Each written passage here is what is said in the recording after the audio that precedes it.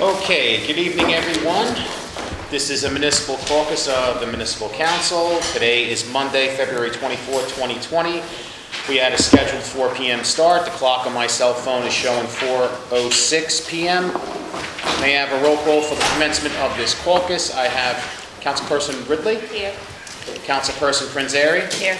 Councilperson Baggiano. Yeah. Councilperson Yun. He'll be here. He'll be here. Count of absence. Councilperson Lavarro. Here. Councilperson Rivera will be here. Oh, he's here. There he is. Walked in without me seeing you. And Council President Waterman. Here. Okay, we have 6 members in attendance at 4:06 p.m. The agenda of this meeting was similarly disseminated on Thursday, February 20th, 2020 at 4 p.m. to the mayors, council, business administrator, and the Jersey City Reporter and the Jersey Journal, so I can certify as to our total compliance to the Sunshine Law. I will mark Councilperson Yun in at 4:07 p.m. And I'm going to turn it over to our Council President. Okay, Matt, that's the first one. Matt Ward. I'm here. Gotcha. Yep.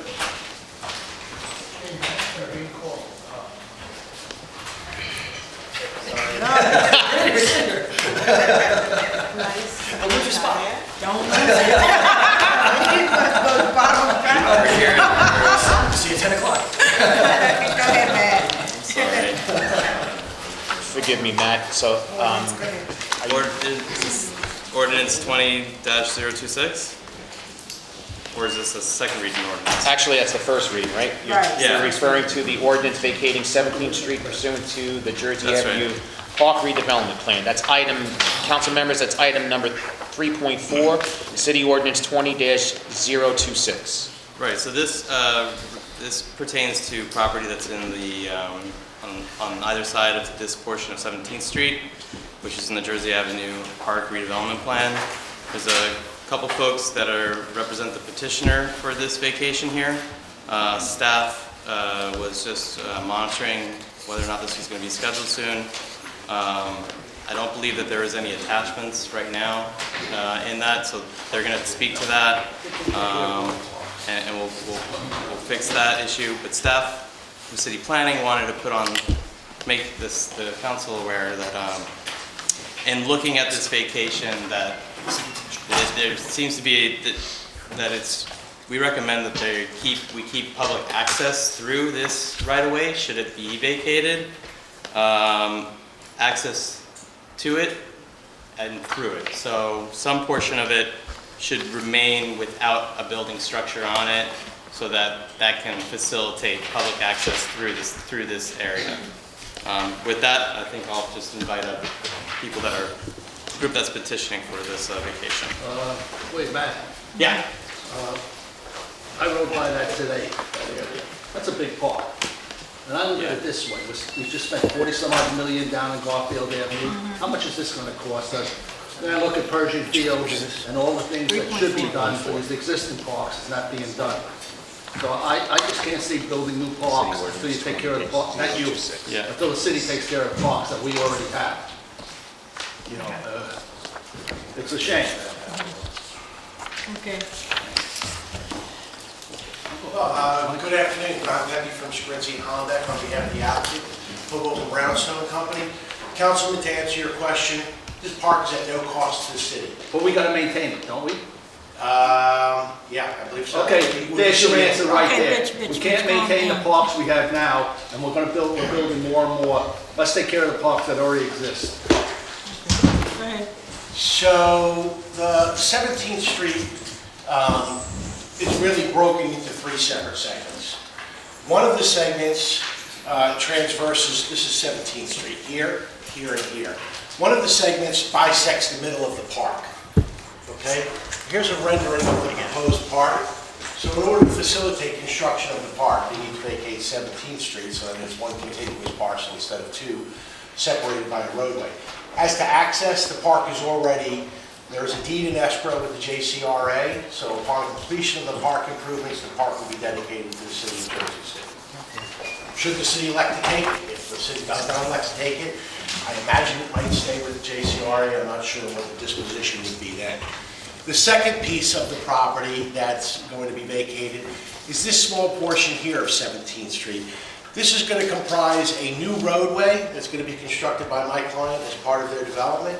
So that second piece of 17th Street will just be a constituent part of a new roadway. City planning has not yet decided whether that would be a private or a public roadway. We're amenable to whatever planning wants us to do, and of course it will remain open to the public as any street would be. The third section actually runs in between my client's two buildings, and per the statement from Matt Ward, it is going to be maintained open as a pedestrian walkway that will allow people from the enclave to freely move 24/7 over to the park. So that's being shared with all the neighboring property owners. Everybody's on board. Nobody has any issues with the design. We are in for a site plan approval right now, and we anticipate that as a condition of that approval, that we'll have to enter into an easement to allow public access in perpetuity. This will all be maintained by my client. So let me ask a quick question. Those areas, I remember that the last year we issued special improvement bond for some infrastructure improvement. Actually, I don't believe that that ever happened. There were discussions in place to enter some bonds to elevate the roadways surrounding the park, because That's they're what I'm all saying, yeah. below the floodplain. The private developers are undertaking that work of their own, on their own financing. Okay, so far we didn't involve any special improvement bond, anything like that, right? Not that I'm aware, absolutely not. That's what I was, but I feel like didn't we issue bond for, a guarantee bond for special improvement bond in those areas? Not here, the only one I know of is Green Street, that was in like the maybe early 2000s we did. 2000, okay. We definitely had discussions, and we're going down that path, but Yeah, we never did. You never did that, right? Okay, just I'll make sure. Someone else? Can you just take up the larger map? And the subdivision plan? yeah, to Councilman Bojano's point, which are the, actually, for me, the one that's colored? I really don't understand that. Well, From a so distance, again, so- this is the park, this is the street, this is the I development. don't know if they did. Oh, one more He's got time. some What other did we say? que- He said let's just. This is the park, That's the park, okay, this is a street, okay. Let him know after. and this is the development parcel. And where's the vacation? 17th Street runs from here to here. All right. They're gonna do away with 17th Street. Correct. And it's been part of the Jersey's, redevelopment plan since its inception. That will occur, it's been anticipated. So that part, so is going to be changed to park, So right? this is the park, Okay, and if 17th Street were to continue running through it, it would okay. be a road going right through the middle All of the right, I park. see, okay. Understood. So, can you just leave that up there? So who's maintaining what, at whose cost? Well, the city right now, the way things are designed, the city will be maintaining the park after it's constructed. Understood. But you mentioned there was a roadway that you'll be maintaining at your cost, Yes, so or a walkway, I don't recall what it was. this plan is a little bit less, clear to see. This is a pedestrian walkway. This was the block that I said would be the development block. This pedestrian walkway will be maintained by my client. My client will also maintain the street if that's something that the city desires. If not, if the city wants a dedication. Which street? This would be, it's called New Street right now. It's not there, it doesn't exist. Where is that on that map? I'm sorry, just, So, It's in the foreground. no, not that one. I well, can't tell from that. Okay, yeah, I'm not sure I can tell from this one. Yeah. I It's in believe- it's in the foreground, actually, though. Is it? Yeah, it would be here. That's that street there? So that street could be at the city's, could be at yours, Correct. and then the walkway is which one? And then the walkway isn't shown here, but. Oh, it's not shown there. This is the development block here. I see, okay. Okay, so that development block is down below that new street, I see.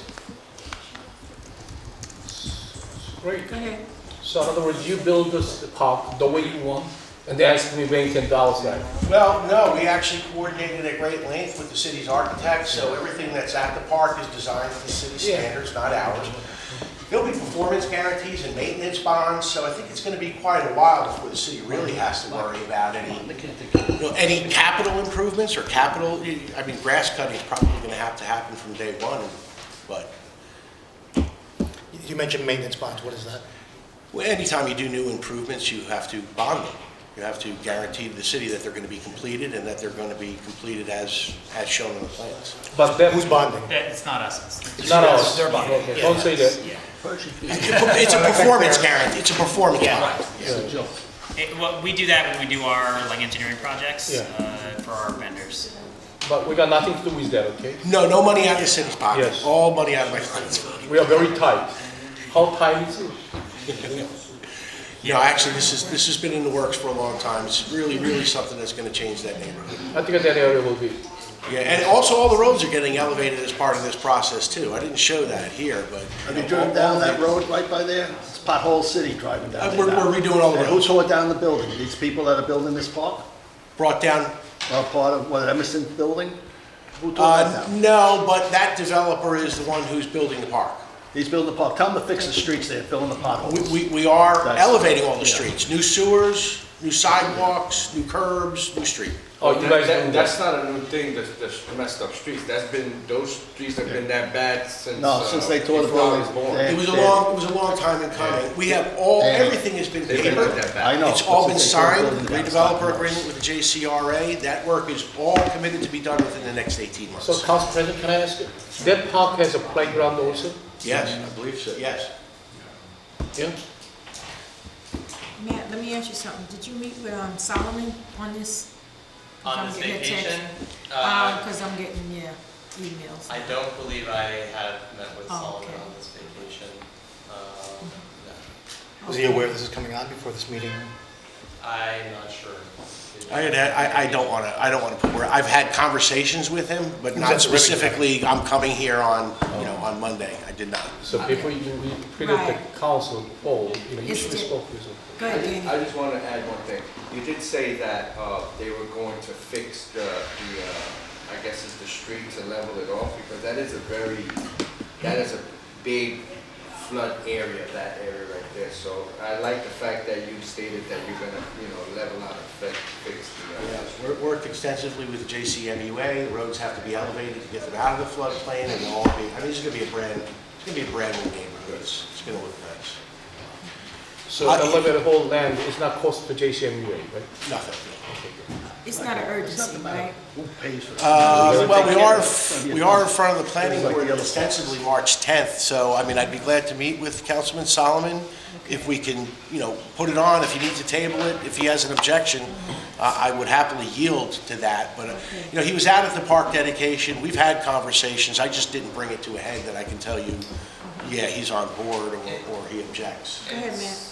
Staff wants to just reiterate, and they're showing it here in this one exhibit, they're showing that there is the building isn't taking up the full space on that vacated portion that is next to their development sites. There's still public access through. The planning board should give to a meeting. The planning board, we would recommend the planning board also make that a condition. Public access will remain through. It still have the feeling of a I former want to see right away, what's going on. and it would facilitate access to that park. That's really the main idea there. And again, it's always been part of the redevelopment plan, so it wasn't that we invented this or came here seeking something that was unusual. The plan called for this, for buildings to be placed over this road, and for the park to be placed over this road. So, Council President, I think they're going to create the open space park for the neighbors that area. It's a great idea. And one thing is cost for nothing for the taxpayer, and the maintenance things won't, Councilman Rich Bojan is saying right, because even though we have so many parks in Jersey City, there were manpower in the budget-wise, is we have somebody difficult to fully maintain. So if those people to build, and if they're able to maintain, opens, it's a courage to the public, I think it's a great idea. That's number one. Number two, number three, that because that the councilman, Danny, you're gonna mention to their flood zone area, but you're gonna elevate it, that whatever's cost the shoreline, that cost for nothing for the city of Jersey, right? Right. Yes, you say that, right? No. So, but just make sure that, because as I remember that, when the JCMUA issued a $400 million bond, I thought to someday have some kind of improvement, we're gonna spend the dollars. Jersey Avenue. Jersey Avenue, right? So, this is when Nothing, right? The flooding is at 17th and Coles. This is where improving Jersey Avenue. Okay, so they will know actually city dollar to improve the proper land there. Michael, the J.C. Avenue Way is paid for by the city.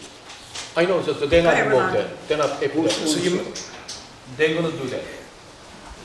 you mentioned that there were no objections, that the residents in the area and so forth, everyone was in accordance with the design and so forth. So my specific question is, Holland Gardens is a stone's throw away from there. Were they also We would not meet with Holland Gardens, no. not even? Now, the principal, the principal stakeholder who's going to be impacted this is really the owner of the enclave, because obviously this building stands between him and the park. That's really why we designed this pedestrian access that'll be open 24/7 in the middle of our building. It's basically, it's a cart path wide, 22 feet wide, and I think 18 feet tall, and it's going to be open 24/7. It's not even closed to the elements. It's just a pass through that would allow people, It's It not also a will it's not a serve- gated park, is it? No. It will also serve as a good opportunity. People can shelter there when they're waiting for an Uber or waiting for a van, provides ample opportunities. And we're lining that pedestrian area with retail.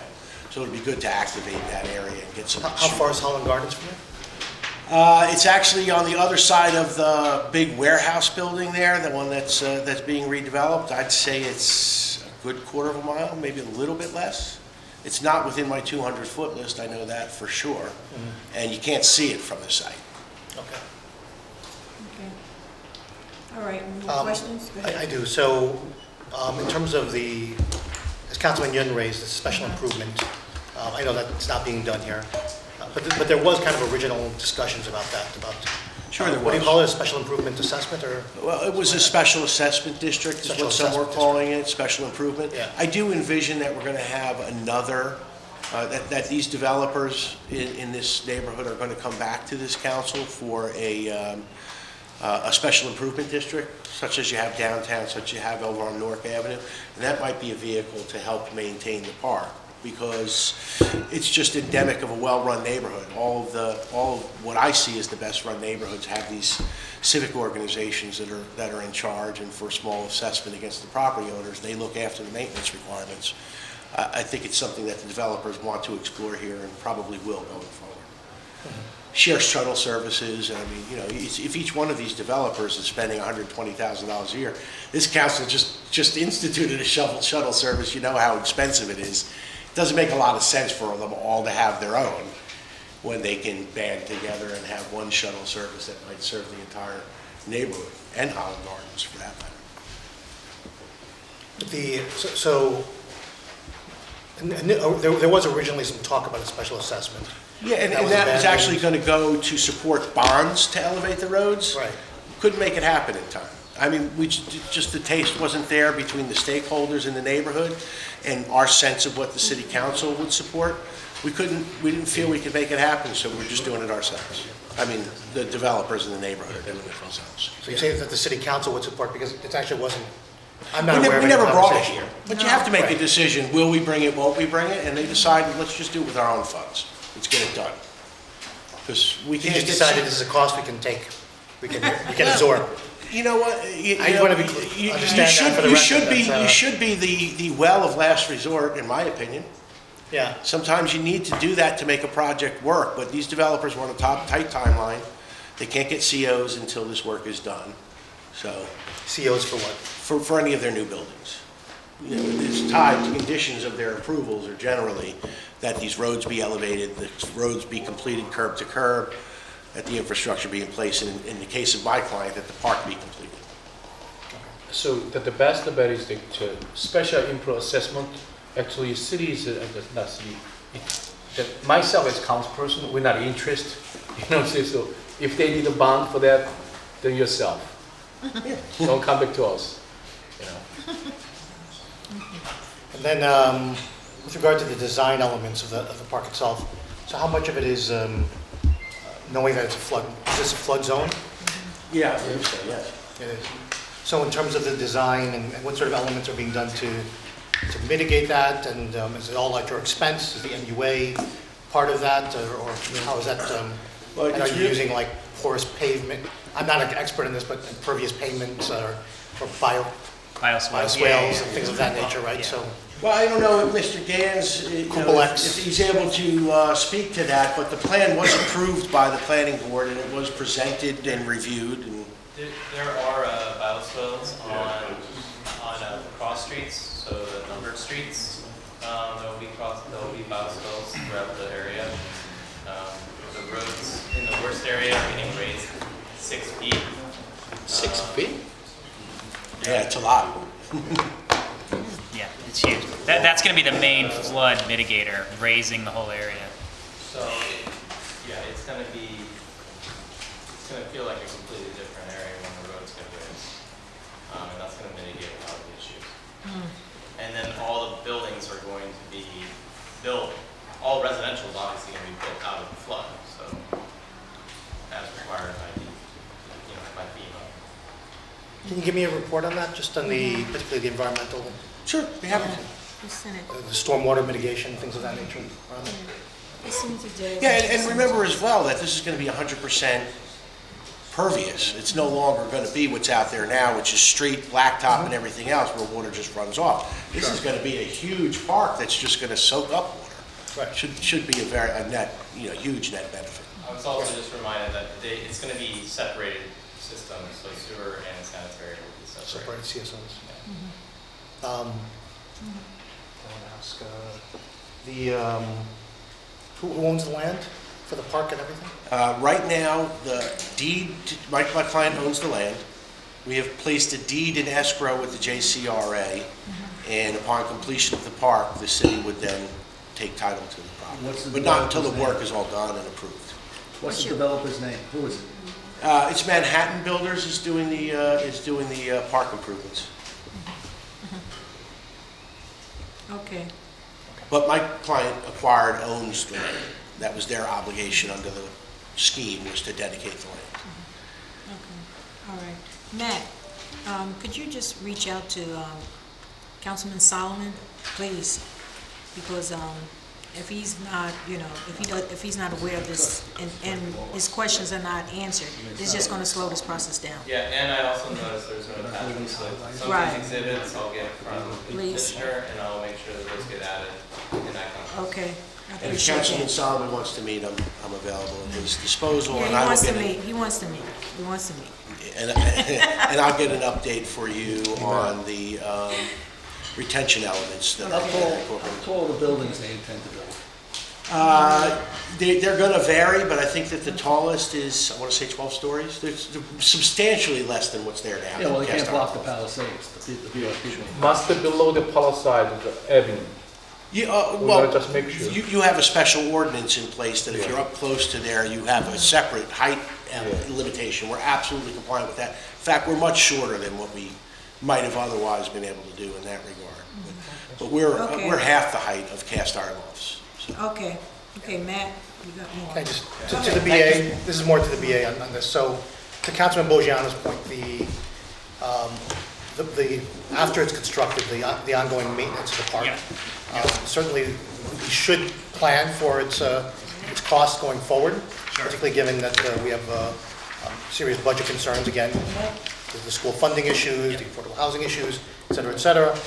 So is there a plan or a proposal, or even an estimate as to what this would, whenever that comes online, and I don't know what the timetable is here, for completion and bringing it online, and then ultimately for the city Sure. to assume the responsibility of maintenance Yes, going we forward? don't have a set number of what this is going to cost, nor do we know how many exact people on our staff that it would take. However, I will say that it's a good question that we could talk about more in the budget hearing from Public Works, just because we have some new approaches that we're taking to manage and maintain our parks, including a test of outsourcing to a third-party vendor to do some maintenance for some of the parks, just to catch up with some stuff. So we'll talk more about that during the budget hearing.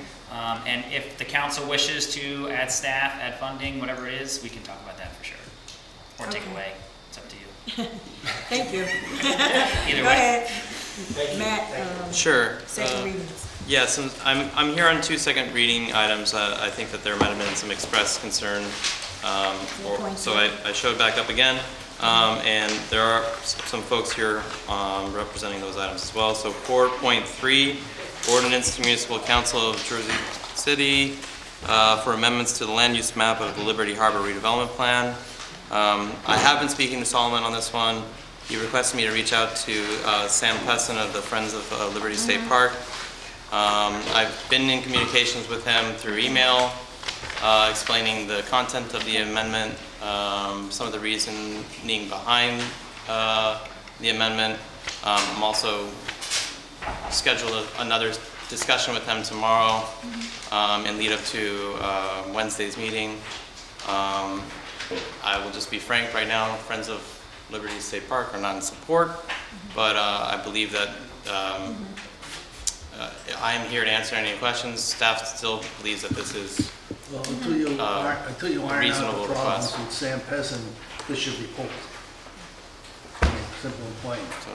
I think what we need to do really is probably have at least 3 council people in the meeting with Sam. Only reason why I'm saying that, because a lot of times, Okay. I don't know what he's opposing. I just hear he's not for it, but why is he not for it? So I think the best thing to do is to set up a meeting with Sam and 3 other council people to know exactly why. Okay, You know, I had only scheduled a phone call tomorrow at 4 p.m. with Okay. him. It was his request to do a phone call rather than a meeting. Matt, have him show up at the council meeting Wednesday night. Excuse me? Ask him to come to the council meeting. But you know what, Rich, we can't go back and forth, like, because I think this needs to be discussed in detail, you know, at the council meeting, we just really listening to, Then you it know, should the be public. pulled. You know, but I think that's what Yeah. we need to do, because, you know, anything, because I don't know even who's on the whole board Yeah. of Friends of Lowe's. I You mean, know, just- is each ward represented Yeah. on Friends I of Lowe's? think Those the- questions the right. council want to know from Sam, too. All right, just, I will try to do that. Or Friends of Liberty State Park, right? I said Lowe's. I actually didn't catch A that. little foreshadowing there. That's why I got good lawyers. We didn't know what you meant, guys, Right, so I just wanted, I was just going to reiterate kind of the 100-foot view of this. So the amendment is for 2 private lots that have been in the ownership of a concrete batching, rock crushing facility since the 60s. They were sold by the Central Railroad of New Jersey company to like the Allentown Portland Cement Company or something like that. I believe I attached the original deed back in the 60s to the ordinance. But it has transferred ownership. It's still within use as a stone aggregate facility for concrete or cement. And they are currently in the park district of the Liberty Harbor redevelopment plan, when that may or may not have been done correctly. So there's acquisition in the redevelopment plan. By all means, the park could be expanded there. But at the same time, this is a continuing business that has limited utility of their private property. So that's the amendment before council. But I will seek to schedule a meeting with some council people Yes. and Sam Pesson. Because I don't even know who's on the board. I would like to know who's on the board, really. Okay. The Next one is just the next number, 4.4, and I think actually this one, I'm not sure of the questions. There might have been more discussion with other folks that are petitioning to make the amendment who are here. Do you wish to come up? Somebody else can But are there any questions for staff before I get off? Anybody See have here? questions concerning? Because we may not, I don't know. Anybody have questions concerning this? This is 4.4. This Right. is No, the 4.4. adopting amendments to create the sewer easement heights bonus in the Morris Canal redevelopment plan. The sewer, the easement, and the heights. Right. City Ordinance 20-015. Anybody have questions? We have to Go ask- ahead. Yeah. Oh, yeah, you had questions about this. Right. Yeah. You raised some issues, you and Rich both raised issues at the last. Yeah. I'd like to invite Jason here also. Yes, I believe a representative from Jason? MUA should be here. MUA? All right. This land and the current owner, when he purchased the land, he knows what is they have under the ground. That they probably noticed that what do they call, sewer line is there, right? That's not correct. It's not correct, they didn't know that? The sewer line was not recorded of record. Is that right? So was not recorded on the, oh, The files that we have at our office did not show any easement that was filed properly with the property owner to construct a sewer back in the 50s. but I mean that they're not the record I'm talking about. That they're not the easement documentation, but at least when the guy purchased the land, he didn't notice that they have a sewer line under the ground? That's correct. We did not know. We are a contract purchaser. We have not yet closed, but the sewer line was discovered, and it's underneath an industrial building. So there's no direct access Oh. to that sewer line. And what is proposed here is that we will purchase the property, knock down the industrial building, and grant an easement to the MUA in the city so that the access to that 84-inch interceptor can be gained. So now, my question is that they have 84-inch sewer line is there, and by the law, if they have a sewer line there, like a 10-foot both sides, they automatically get easement, you know? Correct. Once we establish the limits, we will then go forward to establish a real easement and have it filed and all the necessary paperwork Yeah, involved. so what I'm saying is that already is the sewer line is there, already they have a 10-foot easement by the law, so we don't have to get any extra easement from them, the property owner, to change to their heights. I mean, really, why do we have to do that? Because we need the extra easement?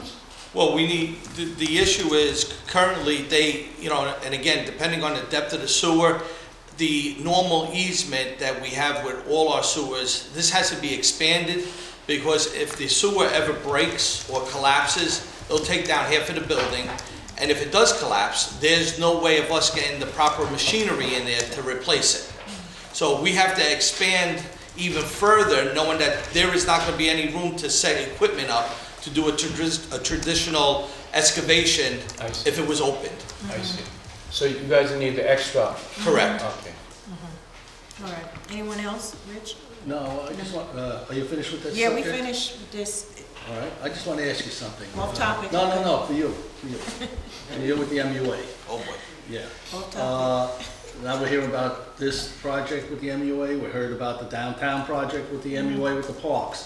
For the past 6 months, 9 months, people have been flooding from Summit Avenue down to Baldwin because of these giant high-rises, and they're supposed to be doing work on the sewers. What has happened to that?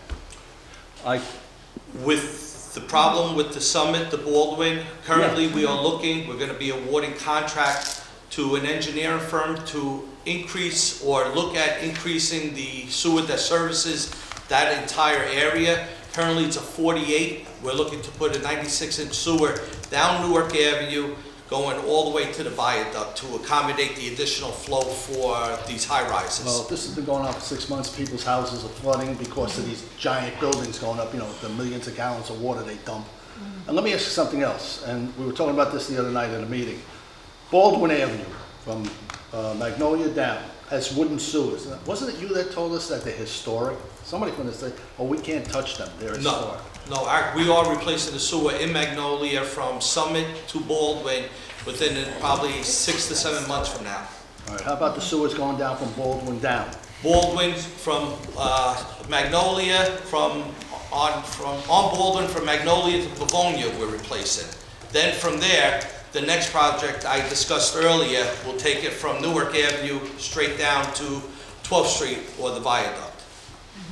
Because we had a meeting here with one of the developers, and I thought it was you that was... I was here, but well, didn't you tell us that the wooden sewers are historic? I know nothing about wooden sewers. Oh, the person is there. I know nothing. I have They're from nothing. the 1860s, and they have to be replaced.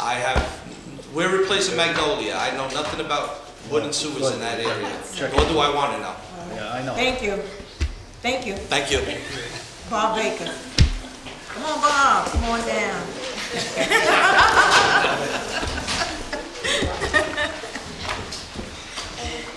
Reza, you The have guy it. said you can't touch the wood and sewer. Okay. Pretty sure it was him. I'm gonna ask my wife. 10.9, thanks, Bob.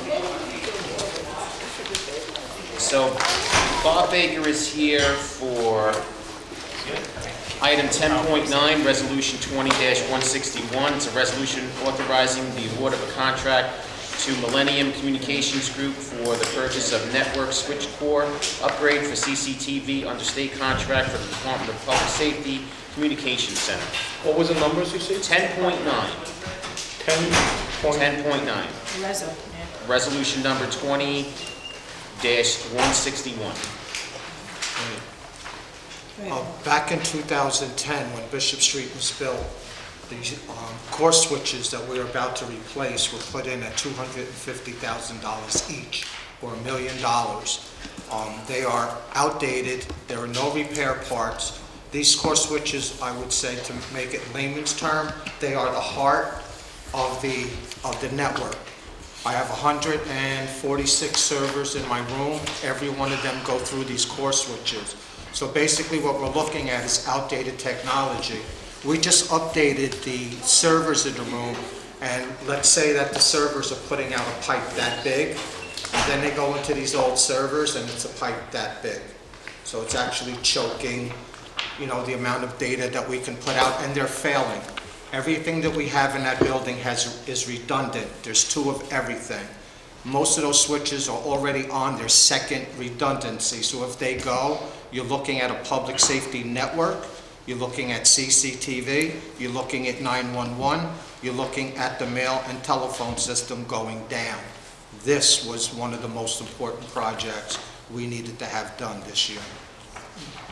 And as you can see, Cisco is doing it for less than $300,000, and they're even giving me $65,000 for my old switches. Questions? And this was weeks of negotiations with Cisco. Questions? This is come from, wait, account number 16. What is it, account number 16? I believe that is a grant, that is one of the grant accounts. It's a grant account, right? Yes. Okay. Next one, 10-12. We have 10.12. 10.12 is a resolution authorizing an agreement with Gold Type Business Machines for providing technical staff for the maintenance and support of the Zetron fire alerting system, proprietary system, thin clients, desktops, and printers for the public safety without public bidding. Bless you. This is an annual contract. It has not increased in price since 2014. And that's what it is. When a fire comes in and we send out the alerting tones to the firehouses, the printers and stuff, they support this. They also give me 3 staff members for my network. So rather than hiring 3 people, you know, we pay it through here. What's nice about that is if one is out or they're sick, I just make a call and say, look, there's 3 people here, they replace them. And as you remember, we have 2,300 people, 48 locations. So when you multiply that by the number of computers in public safety and the number of users, you know, it's huge. It's huge. And you know we have a 2-hour rule. If you call us for an IT problem and it's not done within 2 hours, then they hear it from me. Any questions? 10.13. No, we have a question. How come it's so Okay. expensive? $342,000 of maintenance is a lot of money. You know, it's just more like a license fee. You know what I'm saying? Again, Councilman, what I was saying is, you know, this is computer equipment, printers, fire alerting system, you know, and stuff for 2,300 public safety employees at 48 locations.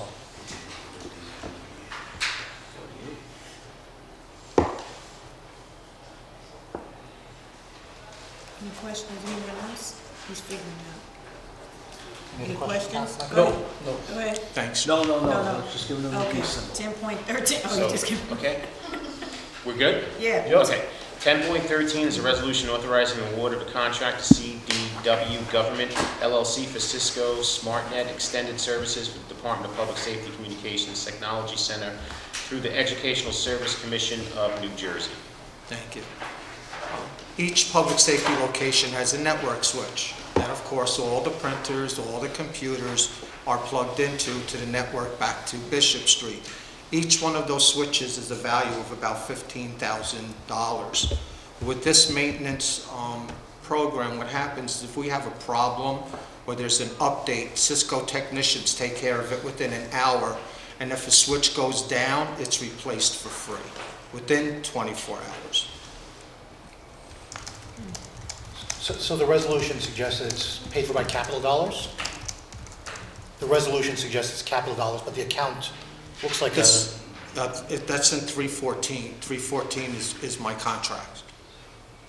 Are we at 13 or 14? Or it should be 13, 10, We're on 13. 13. Yeah, so 13, let's make sure I'm looking at the right one. It's from the Yep, general that's it. account, That's it. general capital account. It says capital account, but the capital account number starts with, Four. here is 01, but isn't that normally 04? Yeah, 04. So So is it- one is is more it- like a general It's account, general, is it capital or operating dollars? That's my question. operating. It should be, it's operating, it's my expenses. So operating account. And is this a renewal of sorts, or? Yes, it's annual, Okay, so you budgeted this already? yes. But you're the man always try to save the Fix that. taxpayer It dollars. says capital. Yeah, it does. I We need to try. fix it. Always save try dollars. No, this is a Yeah. general 01 raise. So now, when we pay, if you see there's a $76,000, the other one is, how much is it? $342,000 or lot. And there any way you can, the price check compares to other towns, other city, how much they pay for? You know, because it's more like a license fee. Yeah, I'm back here on Wednesday for my budget meeting with you, and I plan to go on that in detail. Great. Okay, so give us some, make her feel good, Paul. Give us some, what kind of dollars are saving Will do. compared with other towns, like a Newark, how much they pay, Yes, same service. Because like this one, we pay $342,000. Seems like this is only one company in state of New Jersey able to provide this kind of services. So in other words, if he's the only one, he charges top dollars, you know what I'm saying? So sometimes it's like a monopoly, you know, so whatever he asks, we have to pay. So there any other way we can lower the price, or we can have, instead of the annual renewal, maybe we can, and every 2 years renewal, 3 years, you know, so we give to some secure to Tom, but negotiate with the price, you understand? yes. Instead of keep passing, renew every year, you know, come with some, the saving plans like that. If this is only one company, we got no choice, we have to use them, but by the time maybe we can have a better price than what we get. You got it? You will hear that on Wednesday, I promise. Good, thank you. Any more Bob, questions? before you go, so, Yes. on the 6 whereas of the resolution, it does say capital. If you look at the, Yes, this is capital, but I just not Off of capital. there.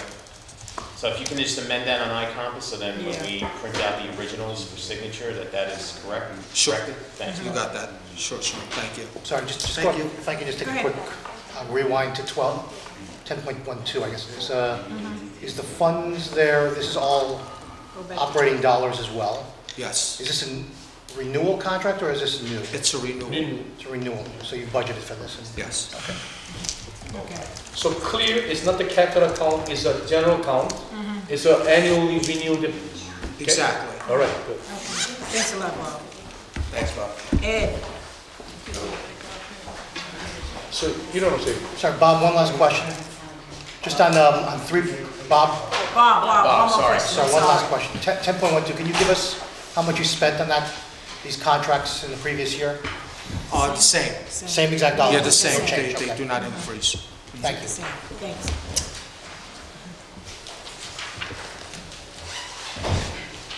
Okay, Ed. Resolution the 20-154, I'm saying? 20-154, 10.2. 10.2 resolution. 10.2 is the resolution authorizing settlement of assessment appeals filed before the tax court of New Jersey on various properties. 1022? No, 10. No, 10.2. 10.2, resolution number 20-154. It's the second It's resolution. 10.2, just go to 10.2. Second resolution.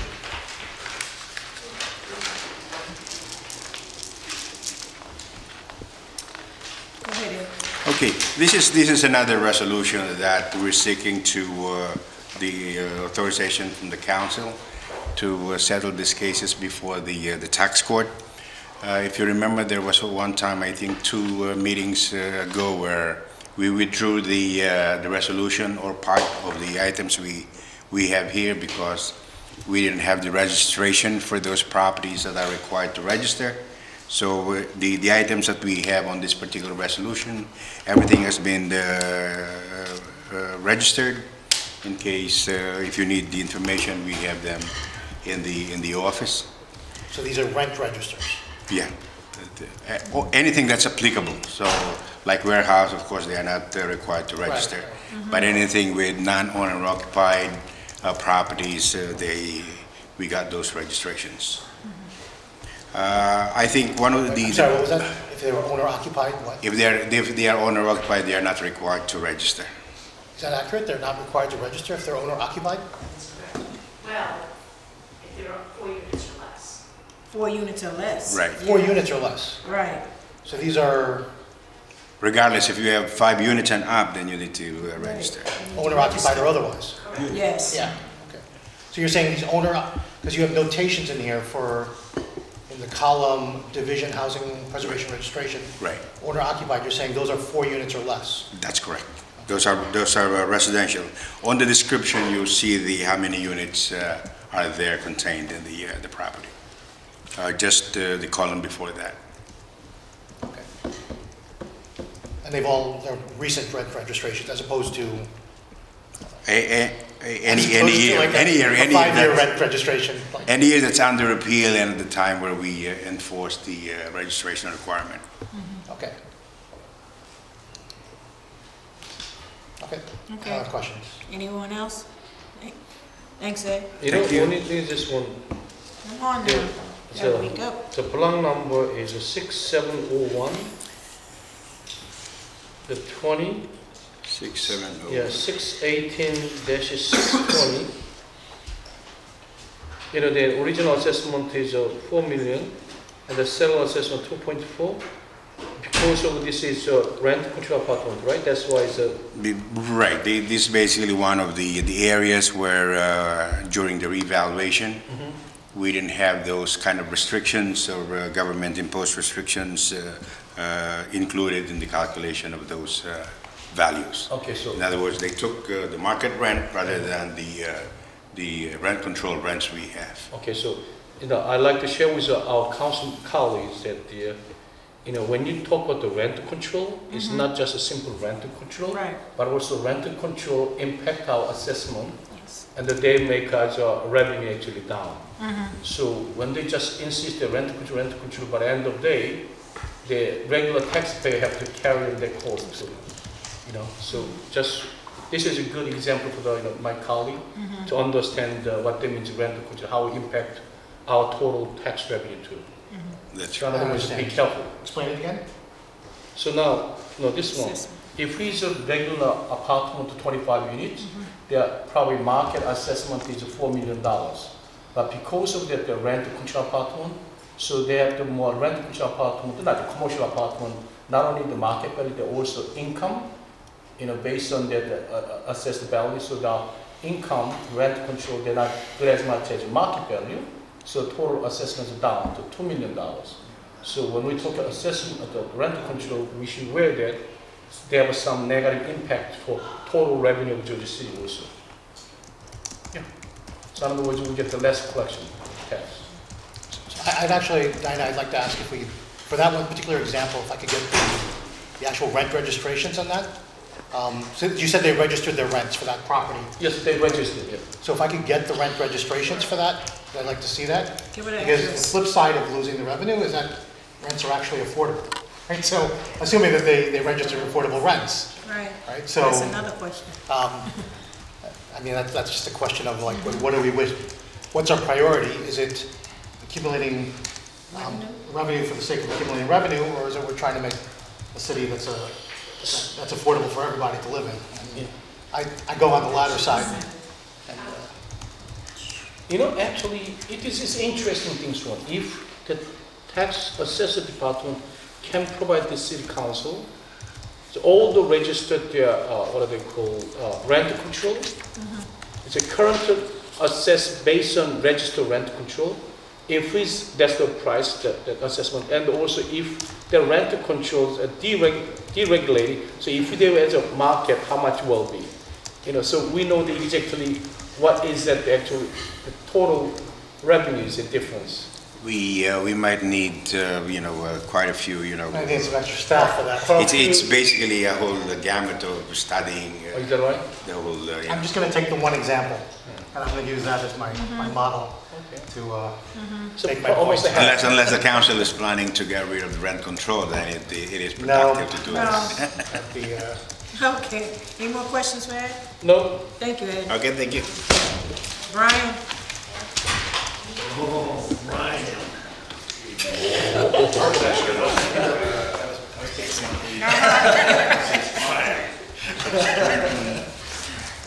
Brian's here for 10.22.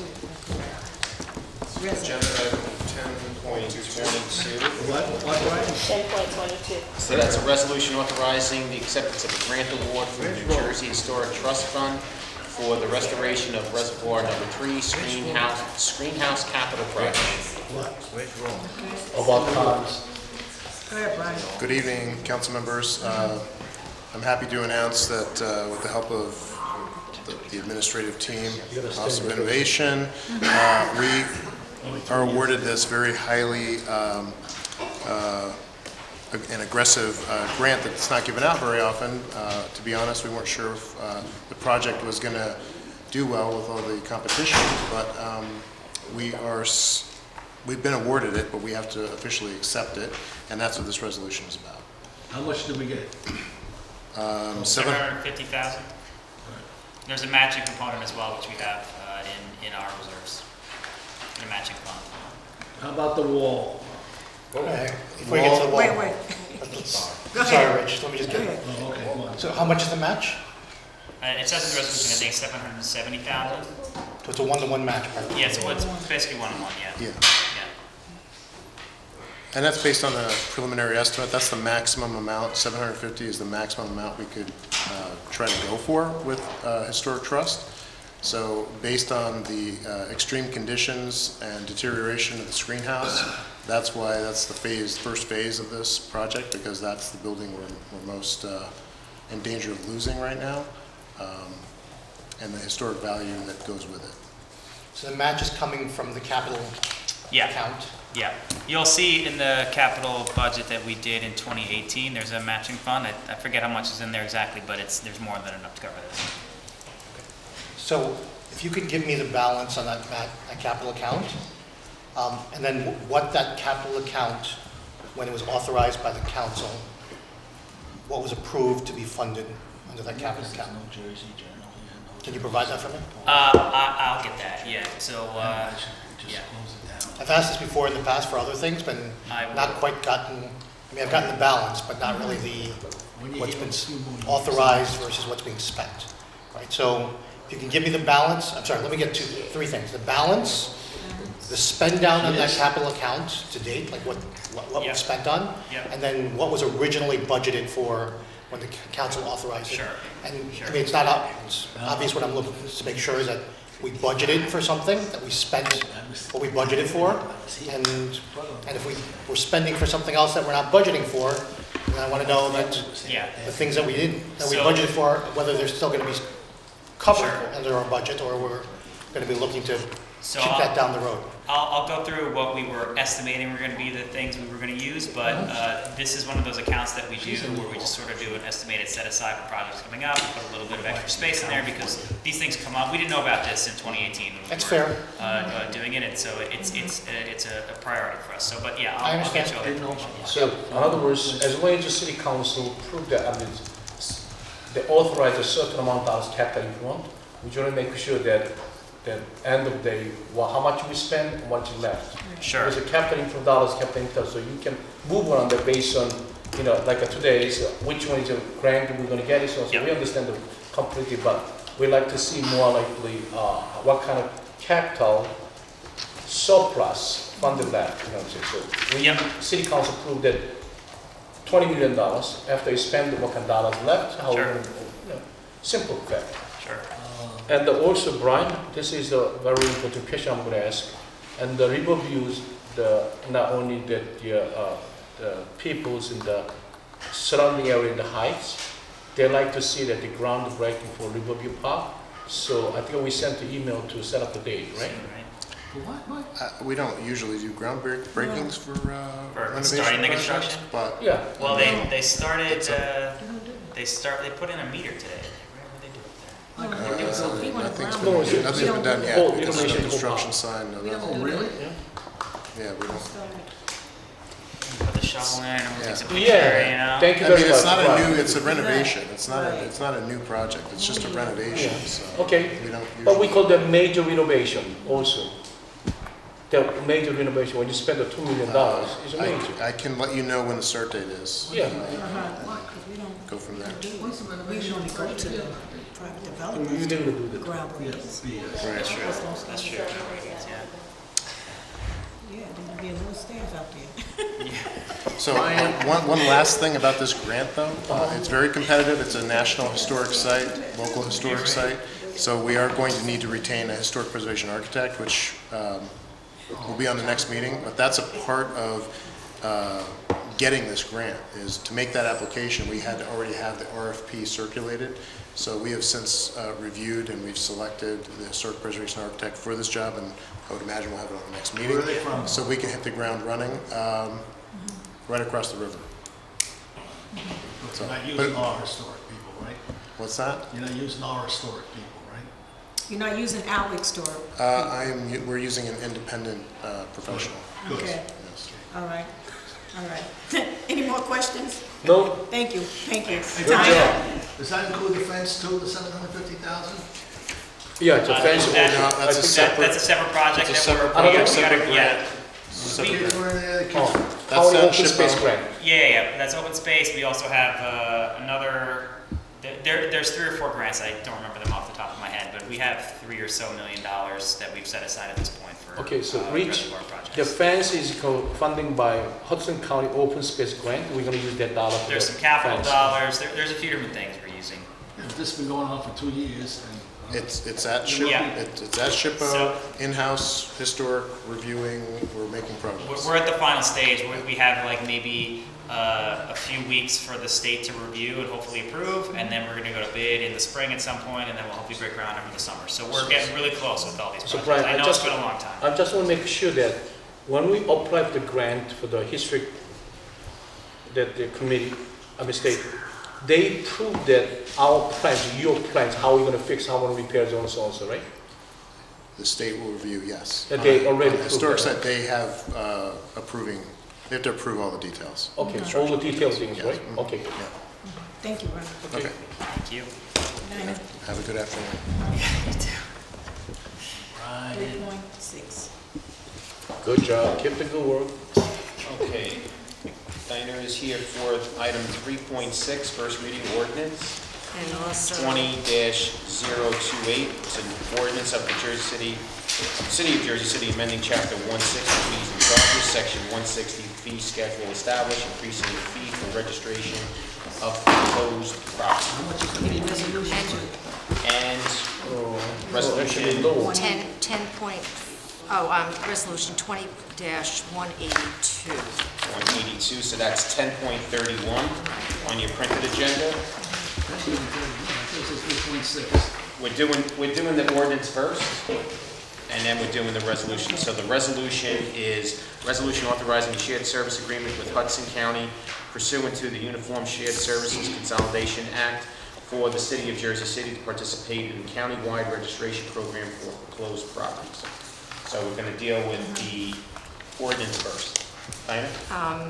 Thank you. If the council will let me, I'd like to deal with both of them at the same time because they're that's really fine. interrelated. Can't hear you. Sure. I want to deal with both of them at the same time because they are interrelated.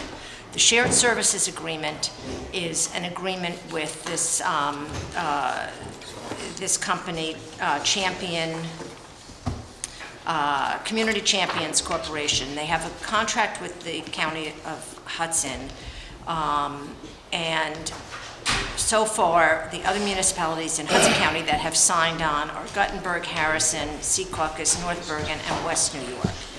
And the ordinance proposal is to change the semi-annual fee, which currently is $300 to $500, to be consistent with what those other municipalities are charging.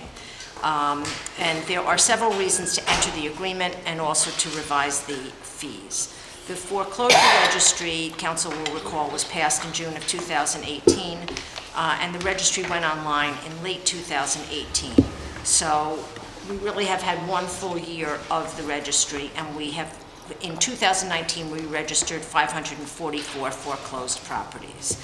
Champion has reported to me that their initial search revealed over 1,700 active foreclosures in Jersey City, and another 900 where the initial data, they say, is not clear. Some of those might have already been closed out. But council may know that foreclosures usually in New Jersey can be filed and last for years. So I'm guessing that of those 900, some of them are still active foreclosures.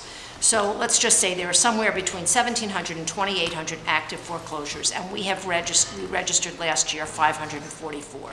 There's no question that this company that has programs and access to the state court records, they are going to uncover many more foreclosures and contact those banks and handle the whole registration process that we're now trying to do in-house.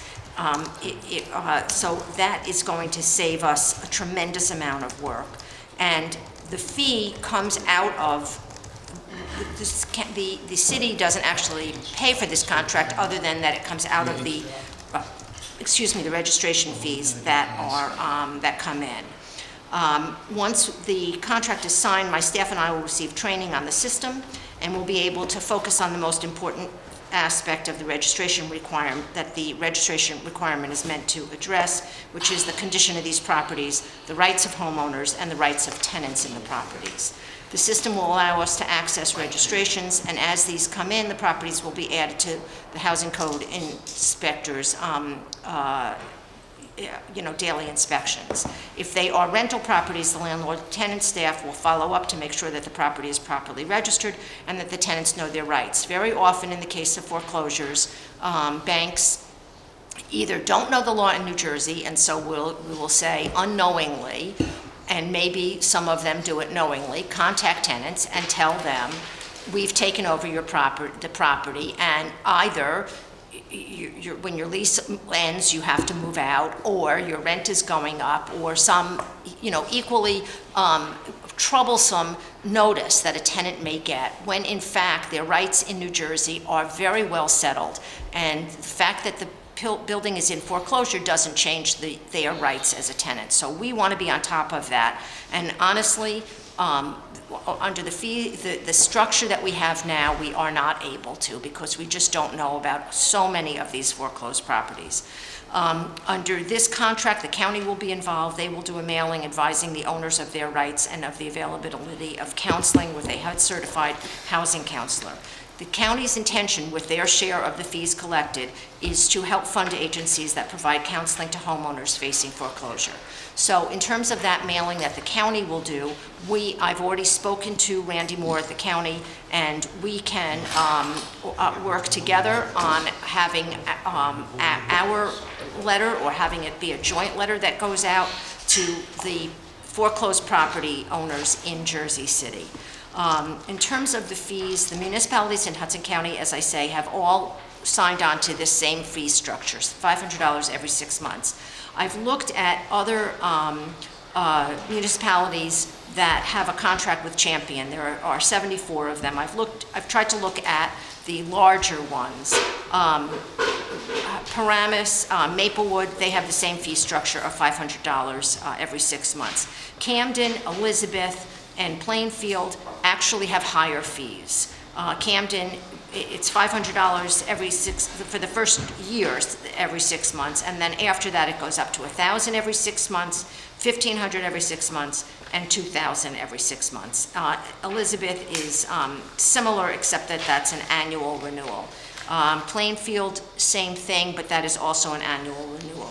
Newark does not have a contract, as far as I can tell, with Champion. It didn't come up on their list, but they have that same fee structure that goes up. Champion has explained to me that the 6-month registration requirement, which is already built into our ordinance, is the best way to do this, because once a year, if the registration were only once a year, the information that we would get from Champion would be significantly downgraded data, because often these properties, they change who is responsible for managing the property or who's responsible for maintaining the property, and we would be able to catch up with that information, obviously, much more quickly if the registration is kept as it is now every 6 months. So that's the information that I have for the council, and I'm happy to answer any questions that you have about Okay, the questions? proposal. Again? No. So this is a shared services agreement with the county? Correct. So what's the county's role in this? So the county collects part of the fee, and they do a terrific mailing to homeowners that advises them of you know, what their rights are, agencies that they can go to, and as I say, they are using the money now that they've already are collecting from the other municipalities, and of course Jersey City is going to increase what they're collecting, more than double, Yeah. Probably, I'm guessing. And they are going to fund nonprofits that do housing counseling, which I can tell you from my experience at the Waterfront Project is much needed. Homeowners do not, it's really, really valuable. The statistics on homeowners that make their way through foreclosure and get to keep their house, the ones that do counseling as opposed to the ones that don't, the statistics are very high, and I didn't think to bring those with me, but they are readily available on the HUD website. Housing counseling really works in terms of the foreclosure crisis. I would agree with that. I think it's a good way to spend the money, but how were we doing this previously? Because I thought this came up before. There was a choice kind of between going with the county and then we decided to do it in-house. Is that how we were doing it, or? Yeah, I think at the time, and I was not here at the time that the ordinance was passed, but I think at the time, the thinking was you can do it in-house and keep that whole $600. Correct. The reality is that we don't have the resources to capture most of the foreclosures. So are we keeping the whole $600? Yes, but are we really getting to all of the properties? Absolutely not. And honestly, you know, I'm very short-staffed, but you know, unless I did most of that registration last summer with summer interns, you know, with the summer clerks, helped get that up and running and kept up with it. The only way that my office gets notice of the foreclosures right now is that they come into the clerk's office. The foreclosed prop banks are required to send a notice to the town. And so it comes, but it doesn't come in any orderly fashion. It's not in, it's just a letter. It required my staff to then send a notice to that bank saying, here's our registration form, you've got to register, and then if they ignore it, we have, you know, it requires follow-up. That whole piece of this will be done by Champion, and I think it is well worth it to contract that out. So a lot of those notices that my office receives, they're like notices of intent. So they give the opportunity to the homeowner to try to get, you know, try to do the right thing by it before it goes into foreclosure. Right. That's why they're not actual foreclosure statements that we're getting all the time. So we did have to increase the manpower in your office, period. Good, thank you. Yeah, I mean, the new hires we would need would offset the additional revenue we generate. Right. That's really what it comes down to. Say that again? The new hires we would need to manage this, if we did it internally, would offset the revenue increases that we would get from trying to do it all in-house at this point. Yeah, and as I say, you know, this is similar to the short-term rental where these companies, they have access to these databases that, you know, I guess we could look into it and figure out how to do it, but I just don't, I don't think that's a The good same with the use of our short-term time. rental contract that we have. No, it's a different. This one is a fixed price, and we know that, you know. But the short-term rental is a difference because short-term rental software going to find the unregistered. Right. So in other words, in order to get the break-even point, the company will provide at least 770 unregistered short-term rental operator. Other than that, we started losing money. That's why actually I'm going to say that the way you make a contract with the short-term rental software company was wrong. They usually go by case by. We usually pay when they find the unregistered short-term rental. Then we pay for each case of $20, $30, $100. It's cheap for them. We just pay, you know, those kind of dollars, and they. In other words, if their company find that less than 770 per year for unregistered short-term rental, then we lose the money. So that's the one problem. But this one, we fix the price, right?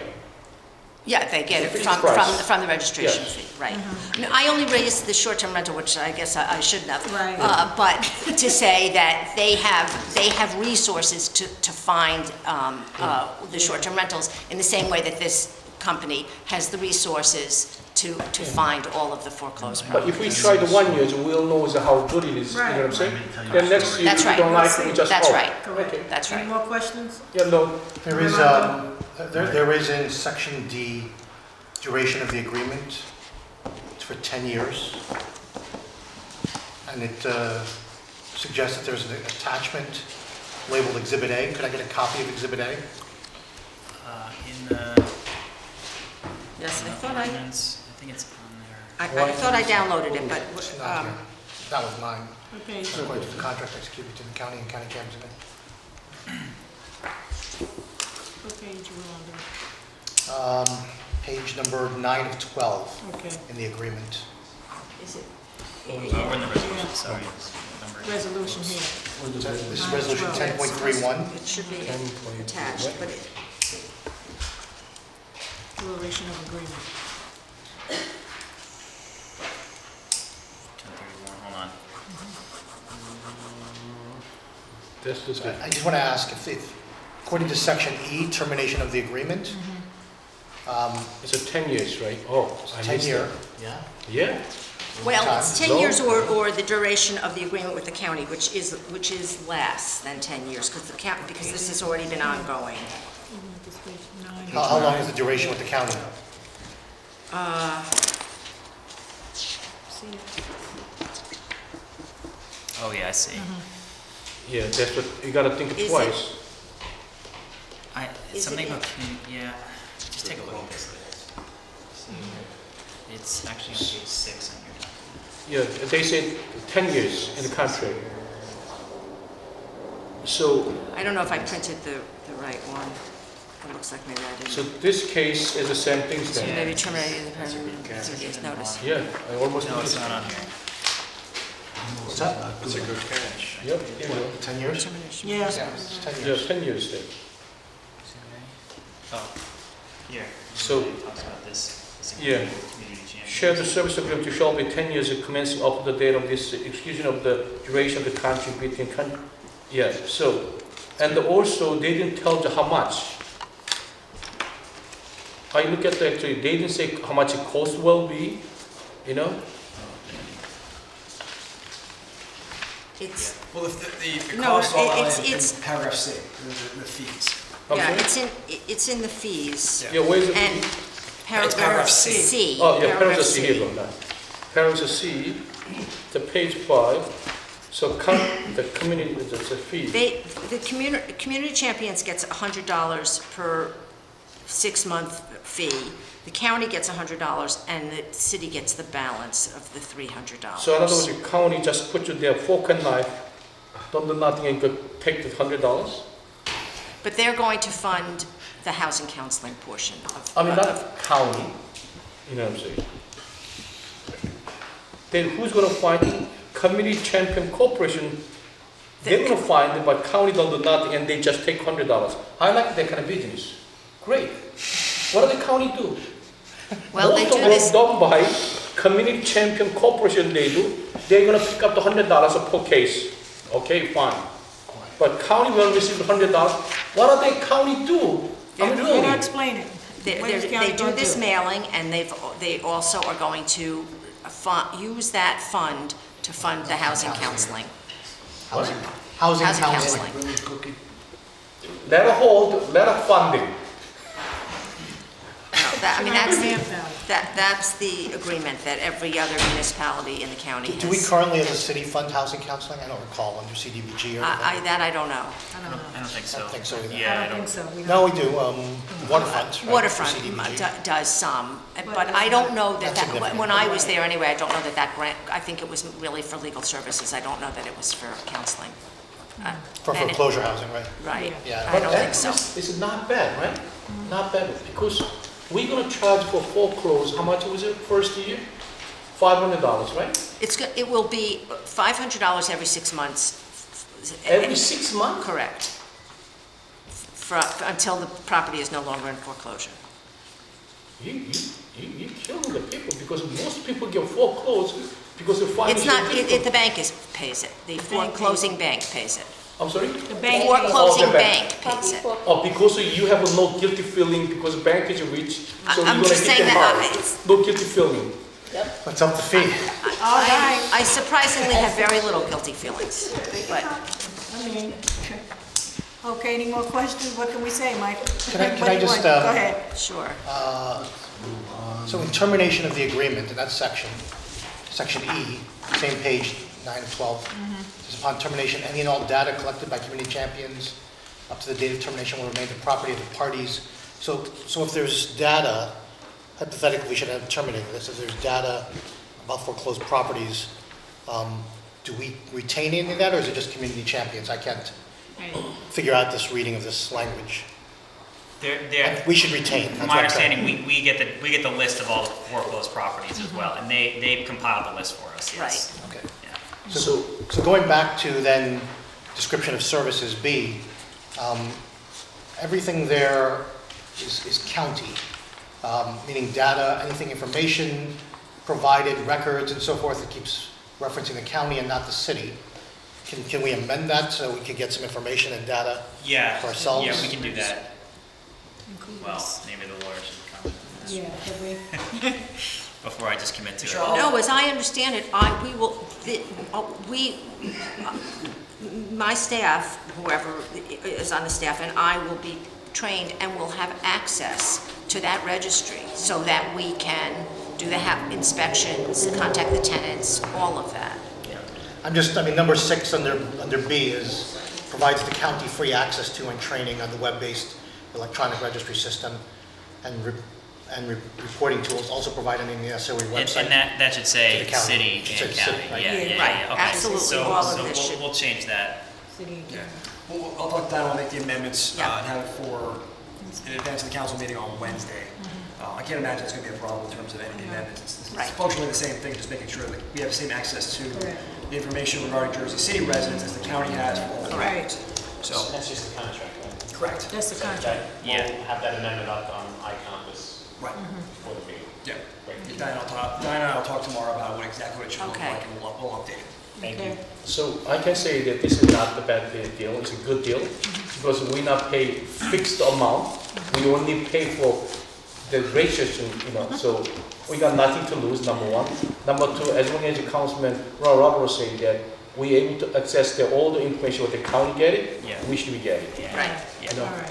All right, thanks, Donna. sure. Thank Come you. on, Andrew. All right. Oh,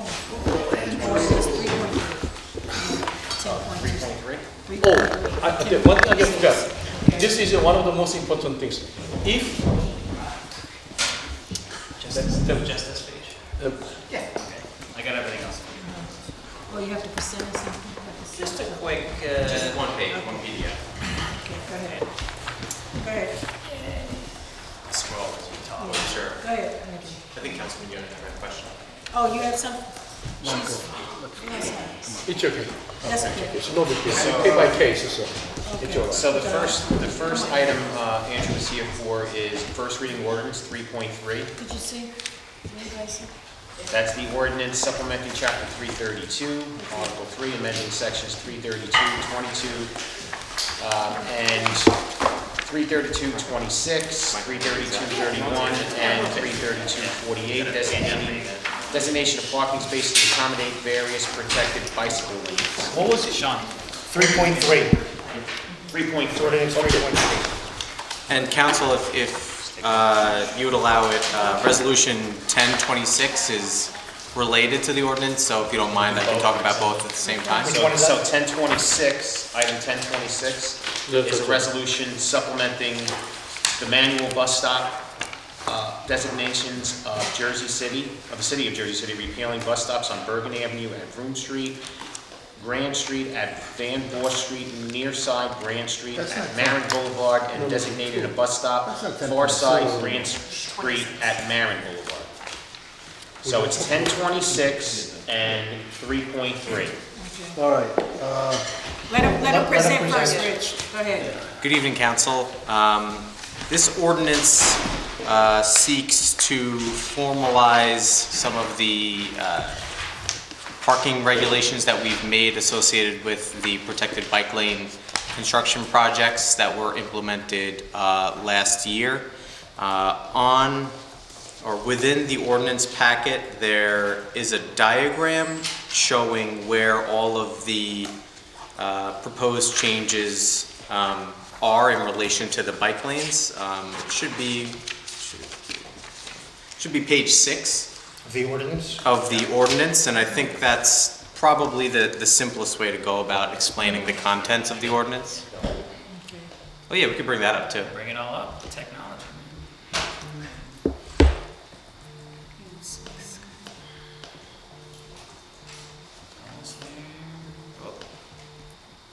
where do they get these stupid figures? There you go. 234, 232. 3.3. We stand at them all day. This is Okay. So everything within the ordinance is displayed on this exhibit. This exhibit shows the location of all of the protected bike lanes that were constructed last year.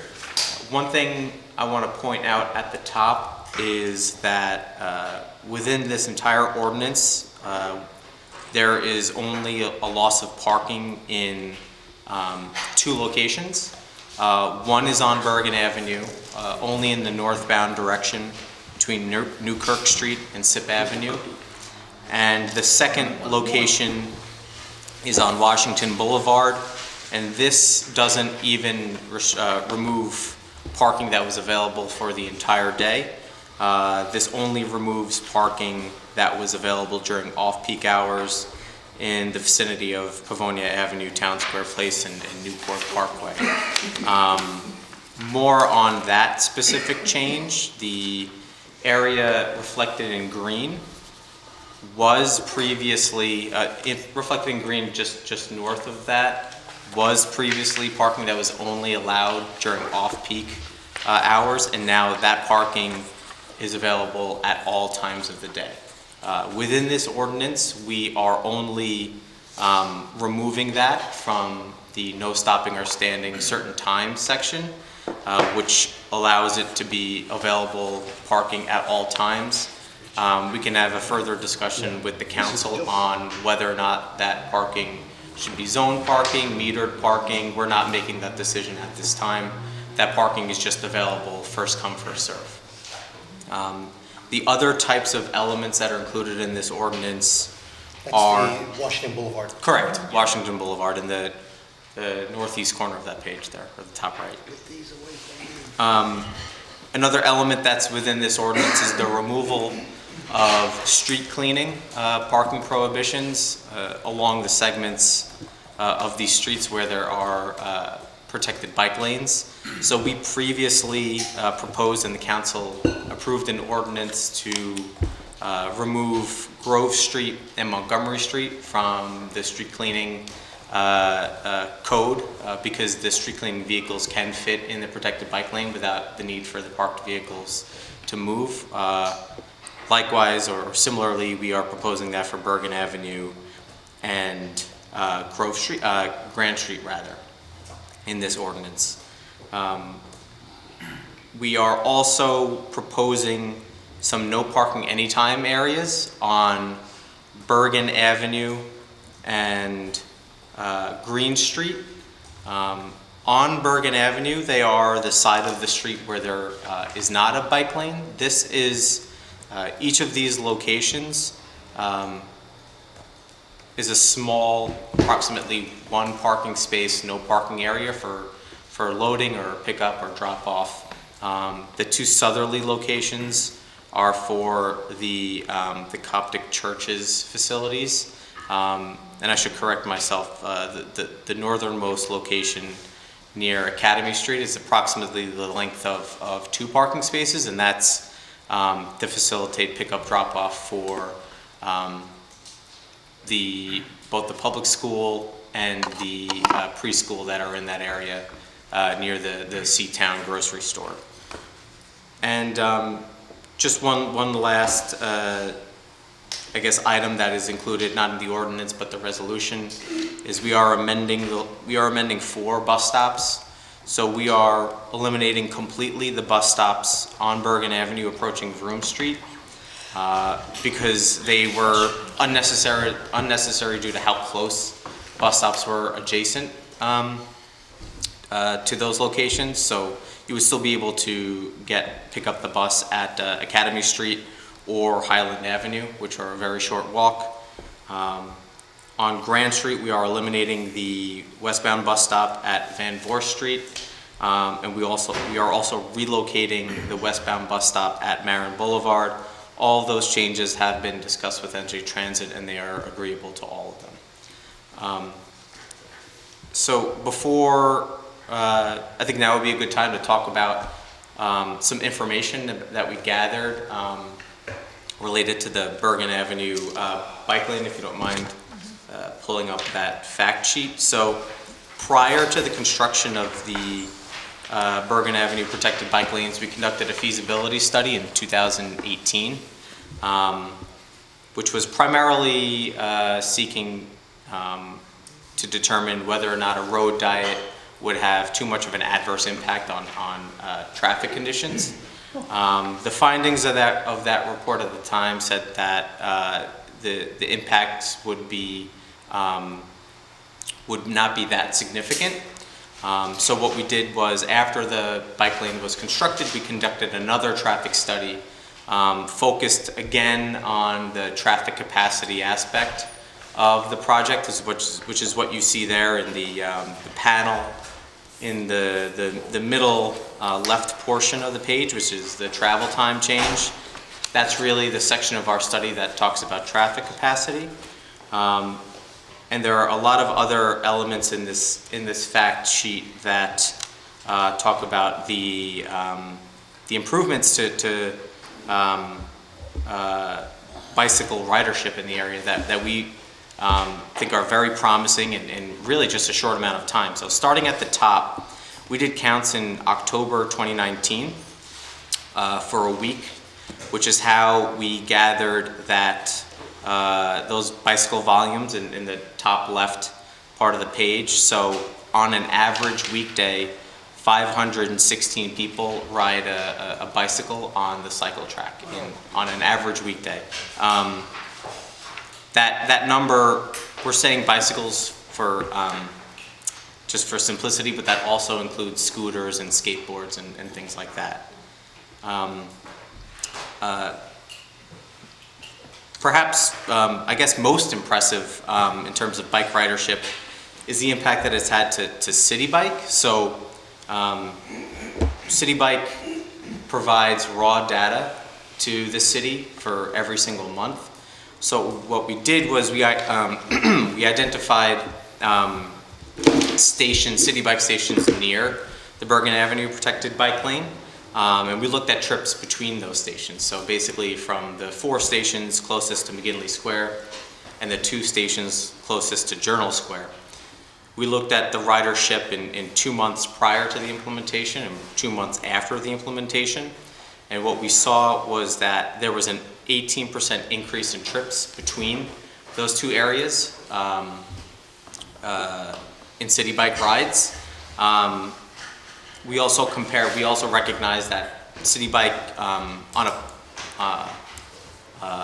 in a positive note has been generally increasing in ridership since its implementation. So we also sought to see what that increase was compared to just what the general increase in city bike ridership is, and it outpaced that by 8%.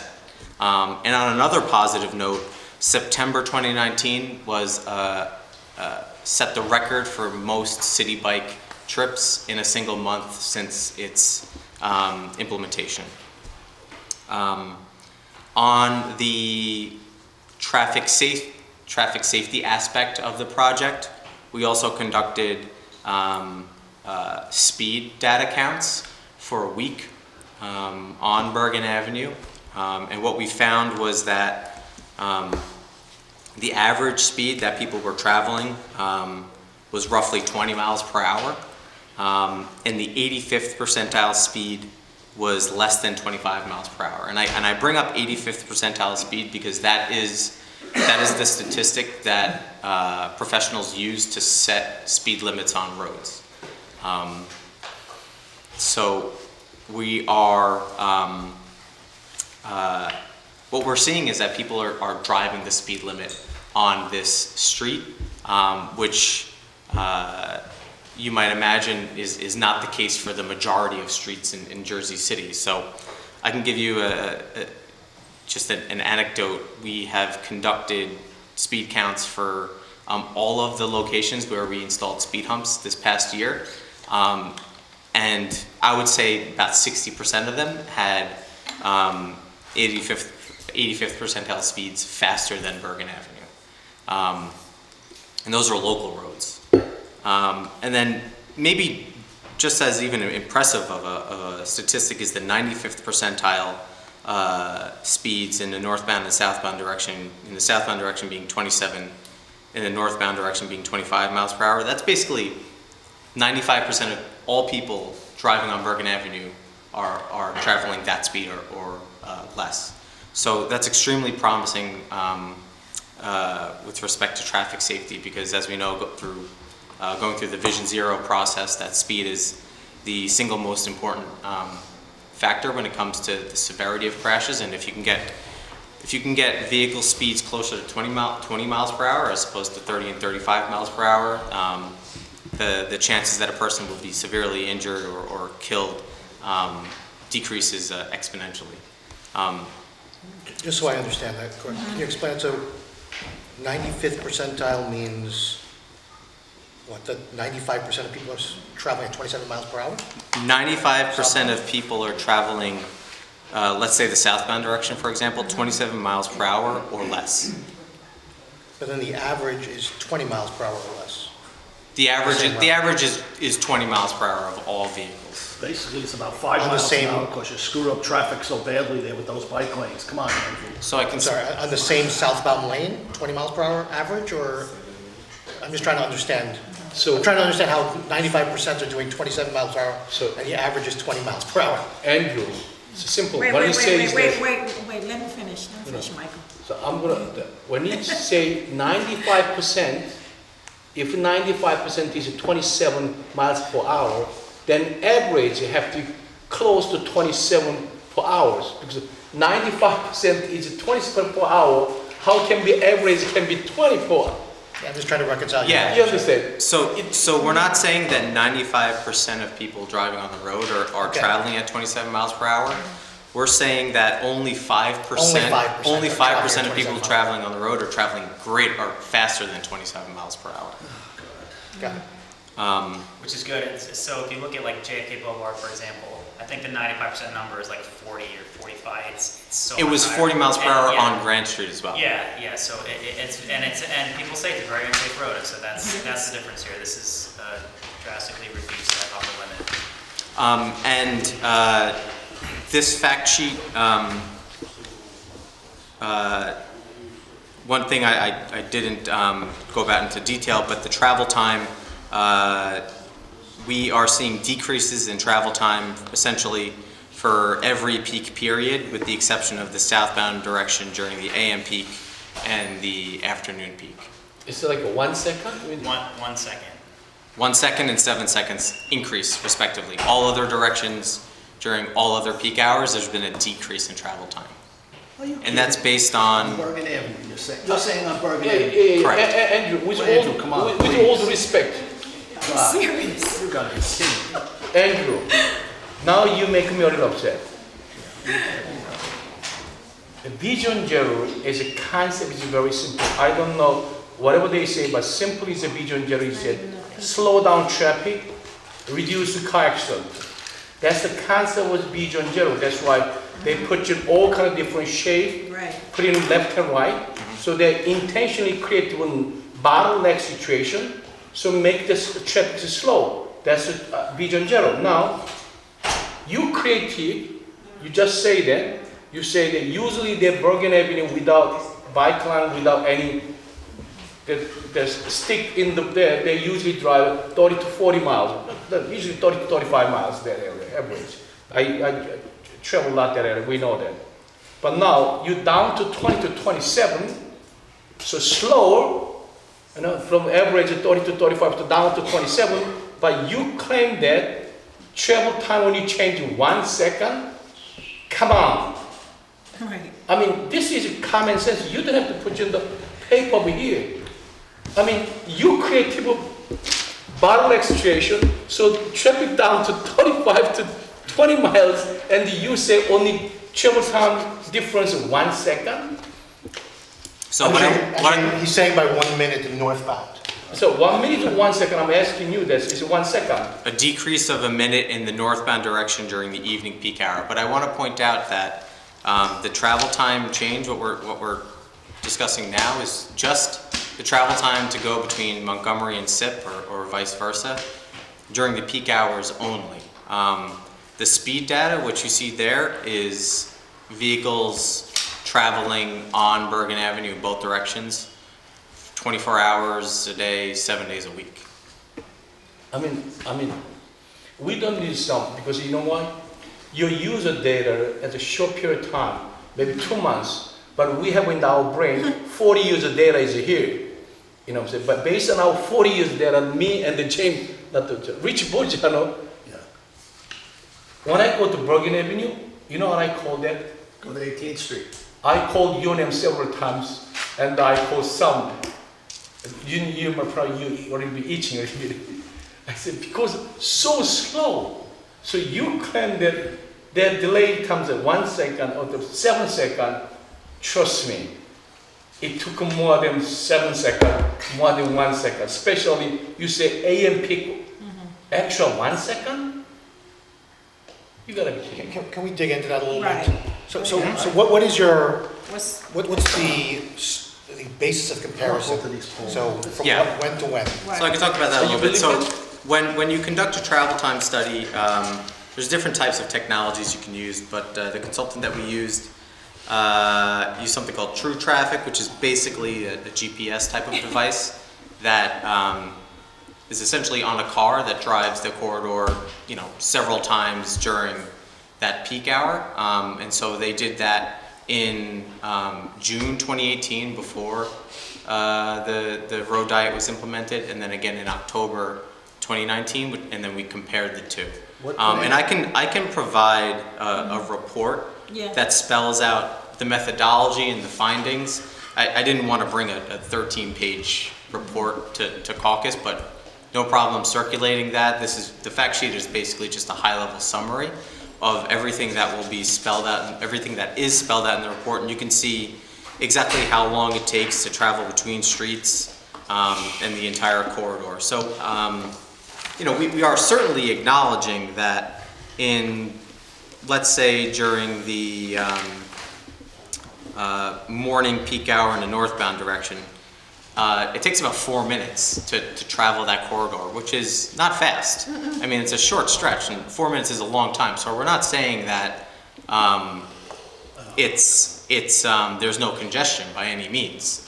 We're just comparing the conditions that we observed or we calculated before compared to what we experienced after the changes were implemented. Andrew, what planet did these people come from? And I'm gonna tell you something else. We had the meeting up in Dickinson last week with the people that you brought in, or someone, not you, I'm sorry, that were brought in to do these parking studies. And people in the whole community, Ward C and Ward D, I don't know if you saw part of the film, that were so ticked off at these people. They were the most uninformed people I've ever seen, and they didn't know what the heck they were doing, Andrew. And they insulted a lot of people up in the community.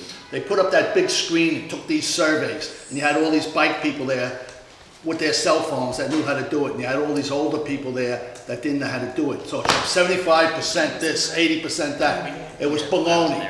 Look at Andrew.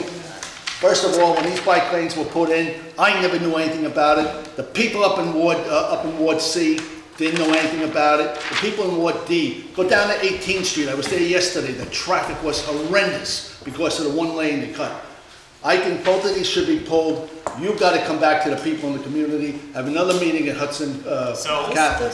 We had 150, hold it, Brian, we had 150 people show up at the We meeting. met with them and the changes right here, so we did have a meeting with multiple council people months ago.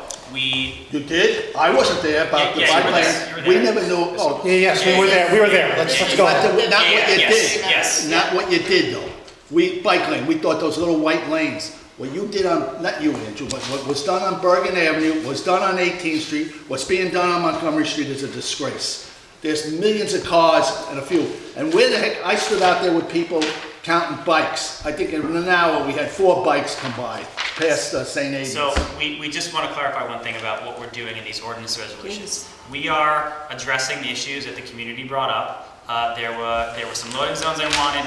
We extended a bus stop. There was a lot of little changes, and they're all in here to try and address their concerns. And Andrew and Barker did a great job responding to all those concerns in an email. We haven't heard much after that, so we're hoping that if there are any other issues, we can try to address them. And that's what we're here to do. We're going on months now, we haven't seen anything done. If I can just jump in there on that. Go ahead, Rolando. The reason you haven't heard much is because people are waiting for you to respond. Because what you said at the meeting, with all due respect, you said at the meeting was that you would take all that input and you would come back to folks and let us know what the plan would be, what changes would be made.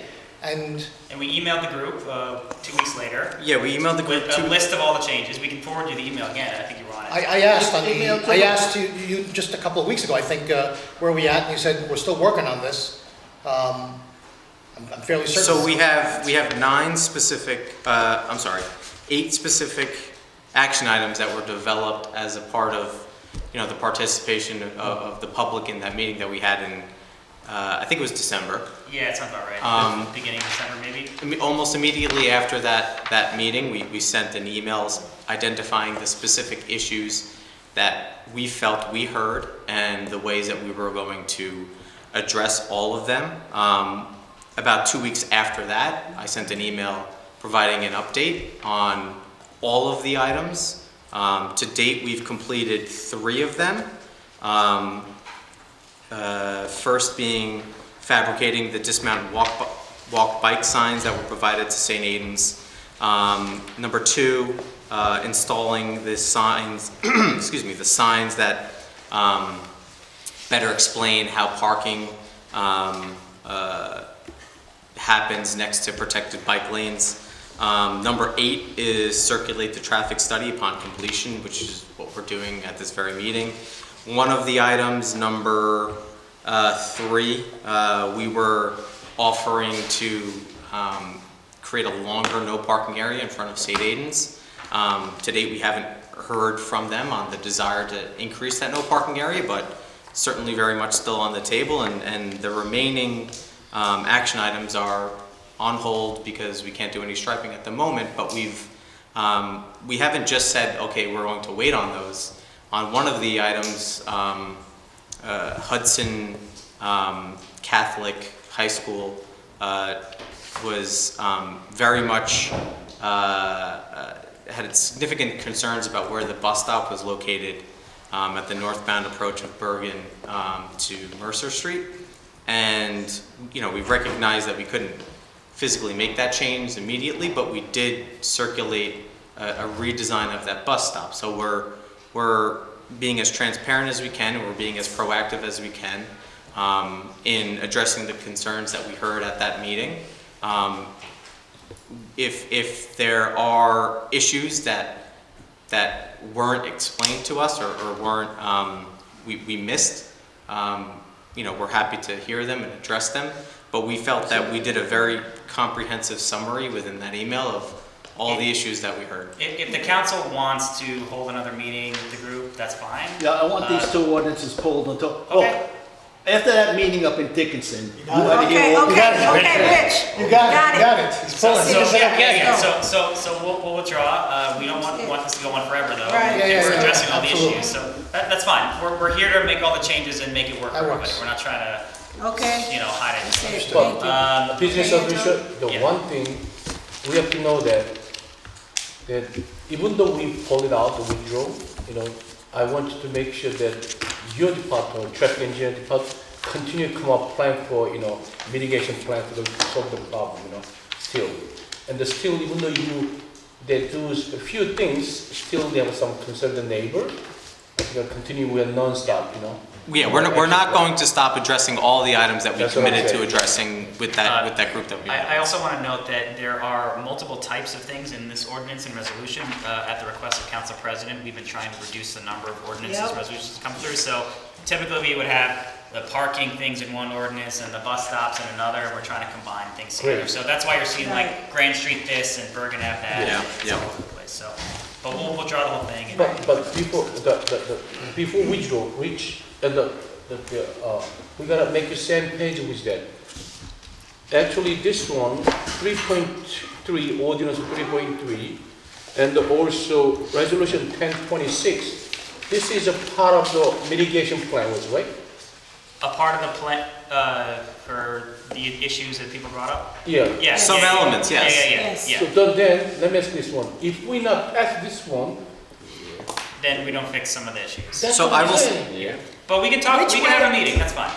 Yeah. I mean, That's you fine. can say that we can put it up, but when I see that as a resident up there, we want to see some kind of solution to see as soon as possible. But if we withdraw, we're not able to provide the solution to the people of the. We can maybe try and get a meeting in the next 2 weeks. We can get it on the next council meeting. Does that Yeah, work? let's just get a meeting. You understand, right? Yeah, we'll- But before you do that, you like to have a community meeting. That makes sense, but, Just Okay. the same meeting with the Get a same meeting. stakeholders. We'll email the same group. We'll let Yes, them. yes, great.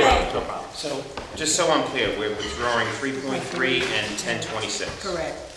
Come on, Carmen. You know, Let's go. yeah. Andrew, Yes, sir. Andrew, But you. Oh, he's a nice guy. act like Actually, don't before you want go, I'm sorry, can I ask you something offline? Of course. So in that same area, at the meeting, it was reported that with the development and everything going on there, that there was parking issues exacerbated. Oh yeah, and there's tough parking there's problem. separate parking. That's right on. But on top of that, maybe. whenever the There were armory, issues, yeah, I remember. Okay. whenever the armory is in use, all of this parking on that street, I forget, is it Tours? I don't remember the name of the street now. Jordan, maybe, Jordan, yeah. All of the parking is taken up by school buses. Yeah. Right, during peak hours and stuff like that, right? So, if there's some way to address that, or to address that with the community in some way, and figure out how to address I'm not that. familiar with that, but, Yeah, yeah, we can talk Talk about about that. it. okay. Rich waiting for you. Andrew. Go ahead, Andrew. Go. Rich is waiting for you. This- Rich, we all love you, don't Meet him worry. outside. He's patient. Parking lot. Parking lot. Yeah. He's patient. Oh, That's true. By the water cooler. By the water cooler. Yes. So it was called. 10.8. 10.8. 1028? 10.8, Yes. which is 10.8. Resolution 20-160, is a resolution authorizing acceptance of a grant and the execution of a grant agreement between the City of Jersey City and New Jersey Department of Community Affairs for funding under the Community Service Block Grant for fiscal year 2020. It's 10.8. So this is for the CSBG grant, not to confuse it with the CDBG grant. I know it's alphabet soup when it comes to community development. So this particular resolution is so that we can go engage with DCA so that we can get into the contracting resolution for DCA for these particular funds. And the fiscal year for this particular grant is for fiscal year 2020, our current year. There will be another resolution asking for the contracting piece for these grants. We all sat in consultation last year when we did the RFP, because when we do our applications, we kind of sort of roll them together. So this is the 3-packet Excel spreadsheet that I met with you guys. And so that's what this resolution is here today. I guess as an update, we had our technical assistance session today over at St. Peter's. We had over 150 people registered and like another 25 walked in. And so for this fiscal year, our grant application is under review, and so I'll be looking to meet with most of all of you possibly in May, but definitely from the attendance here today, it's going to be a lot more applications this year, just on services alone. So, yeah, we didn't have enough packets, which was, we made 150. And on Friday, when I left the Eventbrite, it was like 130, maxed out at 150, and we had tons of people. So, first-time applicants, new applicants, and existing applicants. So that is currently underway, so not to confuse this. So this is CSBG, and it's for the period, when is the service period? So fiscal year 2020, so January 1st to the end of the year, December. And where is this in the stage of awarding them a contract? So these agencies that are listed here were, so when I met with you guys last summer, right, in May, or almost like a year ago, and we went through the presentations of the community development block grants, and CSBG were recommended. These were the recommended agencies for this fiscal year. So this is who is being recommended here, is what's being proposed, so that DCA can accept these contracts. So this is it. This is. And what I'm asking is, contracts are not awarded yet, correct? Contracts are not awarded, nope. So are there more votes to come before, or is this contracts awarded after this approval, or not yet? No. So this is it. So this is it. You'll award contracts after. Yep. So DCA requires for us to do the authorization contract first, authorization resolution first, then proceeding with a contracting resolution. And so the agencies that you see here in this memo are the ones that are being recommended for fiscal year 2020.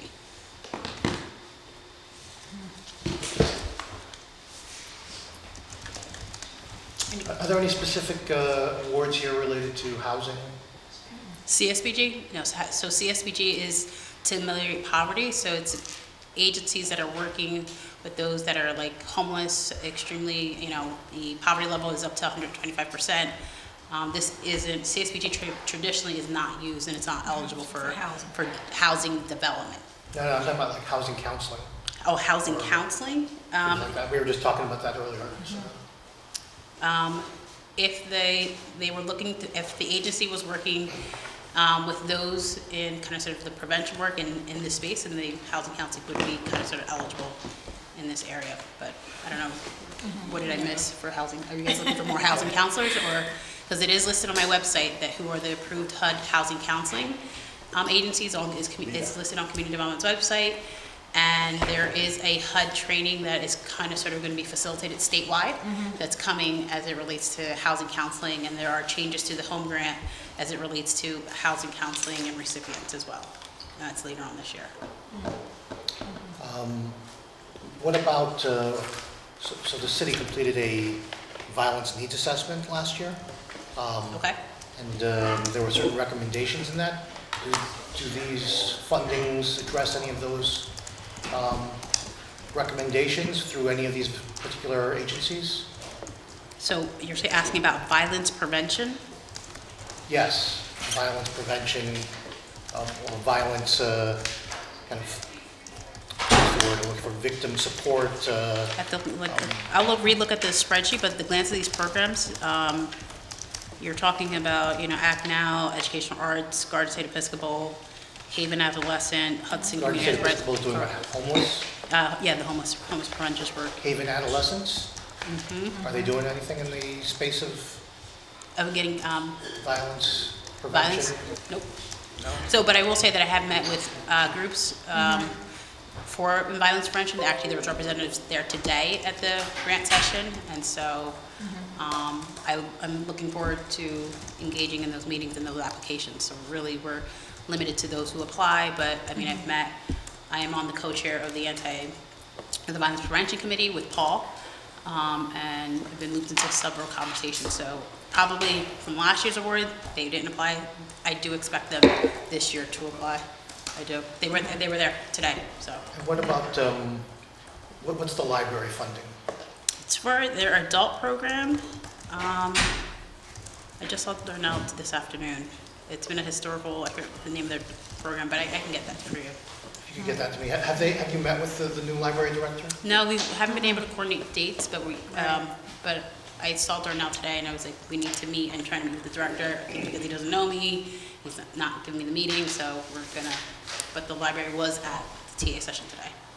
Because he, I'm sure others have met with him at this point, but he mentioned like after school assistance within the libraries, trying to hire some more folks, particularly on the south side around that. Encourage you to speak to him about that and see if... Okay, library director, and dates, and you want to know more about their program? Yeah, Okay. okay. Anyone else? No. No. Thank you, Coleman. Thank you, guys. Take it from the top. Our first reading ordinances, starting with item 3.1. Any questions? So the administration is going to withdraw this again. We have some unresolved issues with the exchange place SID that we have to work 3.1 is which one, right? So withdrawn it. Oh, okay, so did Mr. Administrator, I see that you lower the fee. Lower the fee for zone 2, raise it for zone 1 Wow. at the request of the council. Yeah, at zone 1 you put $11,000. Yep. And the zone fee is $4 an hour. Yeah. But actually, if we calculate it, actually still zone 2 is higher than zone 1.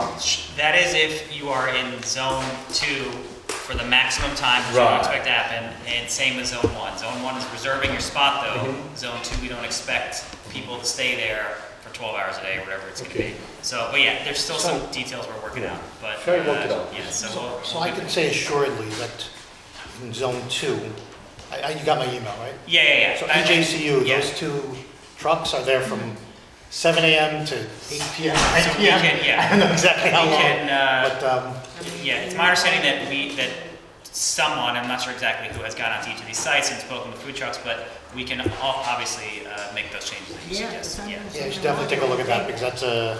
Yeah, no problem. Okay. No problem. And can I just ask, I know you're going to bring it back, but might as well get these questions answered before, so I've already mentioned the Zone 2 Yep. and JCU.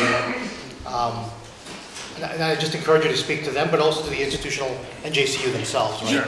And ask them, you know, like you said, you suggest in Zone 1 that you'll take into account kind of neighborhood, whatever, suggestions or recommendations around that? Yeah. Consider like in JCU, like a neighborhood recommendation around that, right? Absolutely. So they probably have a lot to say about that, if I had to Yep. guess. And then you talked about there'll be no other, if it's not in this spot, it's prohibited, Yes. period. Can you just speak to that? If you spoke to that before, I missed it. Yeah. So we have had a lot of issues enforcing the current rules on the books, the 300-foot rule, because the issue is essentially like an enforcement agent has to come out with a tape measure and see exactly where the truck is, and it's just very confusing. What ends up happening is also that food trucks wander into neighborhoods that people may or may not want them. So we're trying to put all the spots that everyone here on the council and in our communities agrees on. If there are other spots, we can always add them to here, but the What point does is- that do to the ice cream truck, to Mr. Softy? Doesn't he travel? He doesn't stay stationary. I don't know. No, he can No, it's a good question. He not spend more than 30 minutes per one Yeah. spin. But is he still eligible to be, to pull up or under this ordinance, or is he? Well, Mr. Softy is mobile, stops at a place for a certain period of time and then continues. What we're looking at for this is that people actually taking up specific parking spots. So- They're going to be stationary for a much lengthier period of time. So how long is that time? And, Well, it depends on the zone. So as it's envisioned now, there will be 2 zones. One, it'll be in the exchange place area, which would be a flat rate for the Yeah. payable per month for the year, and that's your area. In the other zone, it's going to be payable paid by. But for Mr. Softy, you Is there a zone in could- front of Bear Lane Park, for example, right now? I don't know. I'm just asking. It's Yeah. not. So It's not. I'm gonna tell you, It's not. Mr. Softy's gonna set up shop for like, in the summer, for like 12 hours a day, Yeah. right? He's gonna be out there. Yeah. Well, look, I mean, that's the point of coming to council. We're trying to Yeah. make sure we know the spots, so we can definitely add a spot there. But for Mr. Softy, in other areas, for example, they could theoretically pull up in a no parking anytime and do like a 15-minute or 20-minute. Mr. Softy. But Mr. Softy sit by that park all day, Little League will be especially there if I'm it's sorry, an event. I should say Mr. Softy or the Love Sugar Love Truck. Mr. Softy, you have a riot on.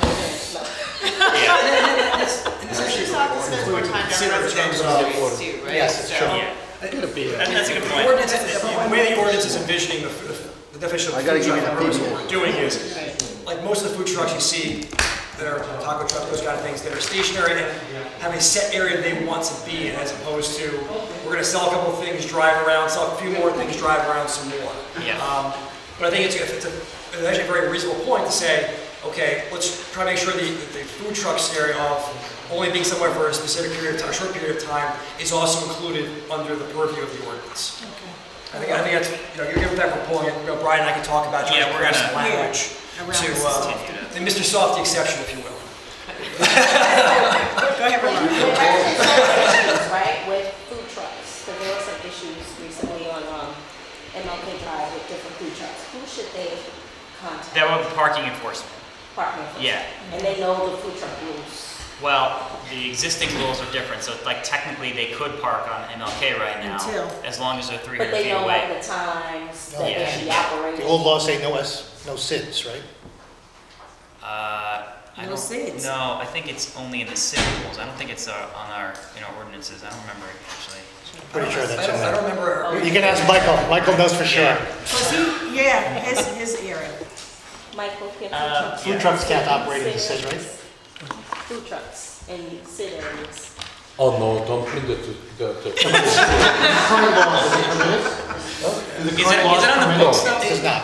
It's current prohibited. law Yeah. is not permitting mobile trucks any, In any SIDS? yeah. But they're in SIDS now. Oh, no, they're going to Journal Square, right? Yeah, they're in Journal Square and they're in Exchange Place right now. So I don't know. You better check. I mean, legally, they're not We gotta check permitted. it out. Yeah. Councilman, is that part of the SID rules or somewhere in the city code? If you know. It's in the code. City code, okay. When you kept the city, the SI, the ordinance, Yeah. it's a city there. It's in the city SID ordinance. Yes. Okay, we'll take a look. Okay. All right. Let's check. I think it's in a broader ordinance, actually, I'll be honest. I'm pretty sure I've seen it. And I know like Journal Square said, I had a food truck vendor come to me because they said the law didn't permit them to be in the SID, but they wanted to know if they could park on someone's private property, and if that was in violation of the law that said you can't park in a See SID. it. Oh. So simply by city I don't know if ordinance, that ever got resolved. all the SI did not allow that any mobile trucks, any food vendors. period. Okay, because the whole idea is to build that commercial area up.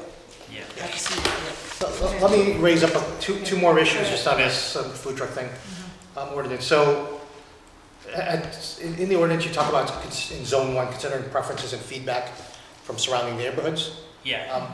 My only comment on that is that when you choose that person based on neighborhood preferences and things of that nature, that's fine, but it should all be transparent. Right? Yeah, You should sure. document what that is. It can't just be No. like, oh, we selected this food truck and then and somebody else wanted to be there, right? And then you say, well, this was the neighborhood's preference. Yeah. Like, you have to document it and explain what Yes. what those preferences were. Otherwise, we're all gonna be Yeah. having to deal with that. And your point about the appeal process is noted. We'll And the appeal process. We should have an appeal process for denials. Okay. Okay. Okay, any questions on item 3.2? Hearing none. 3.3? I'm sorry. Withdraw. 3.1 is the chapter 151 drug-free school zone. 3.2 is, Excuse me, 3.2. Yeah. is for medical marijuana, right? Or is it just for? No, Yeah, go ahead. Okay, this is actually under the state criminal code, there's the 1,000-foot charge out selling drugs within 1,000 feet of a school, and also within 500 feet of a park. It's on the criminal, part of the criminal code. The obligation of the city is to certify a map or provide an engineer to testify that where the person was allegedly selling the narcotic was actually within 1,000 foot of whatever school.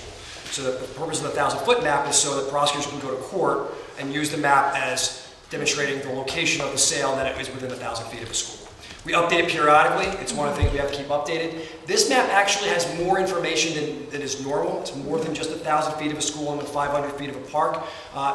In contemplation of the medical marijuana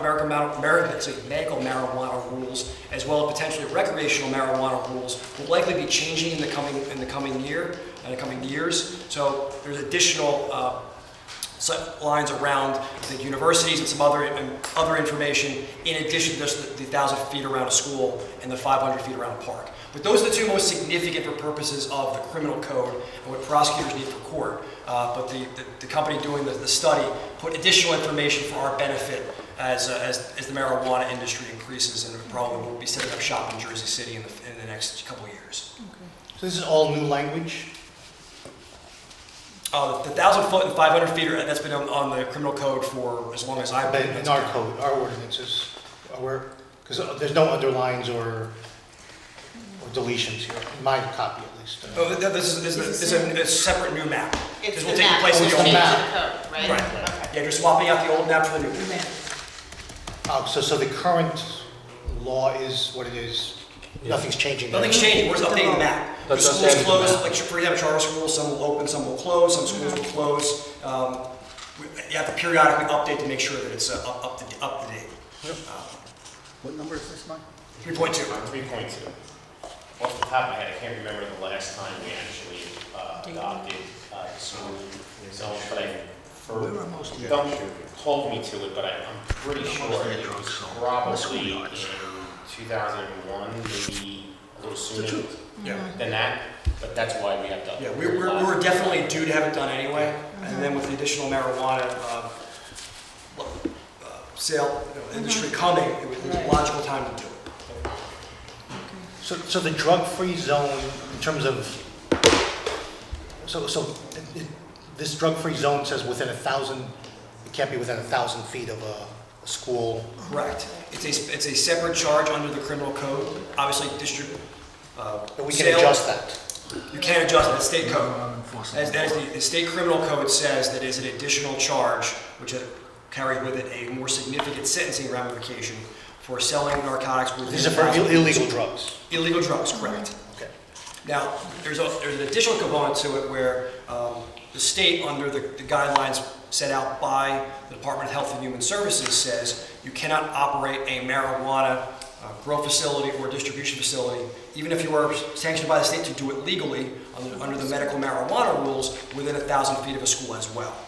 Okay. But that can be changed. That can be changed. That is within the guidelines promulgated by the DHS under its authority under the state statute. That can change. So I'd like to request an ordinance to adjust that to 200 feet for the medical marijuana purposes. What we would need to do is a resolution requesting the state to change its guidelines. We can't change it. It's coming from the state DHS. And other people have medical marijuana already, right? Right, but under the DHS rules, you cannot set up a facility within 1,000 feet of a school.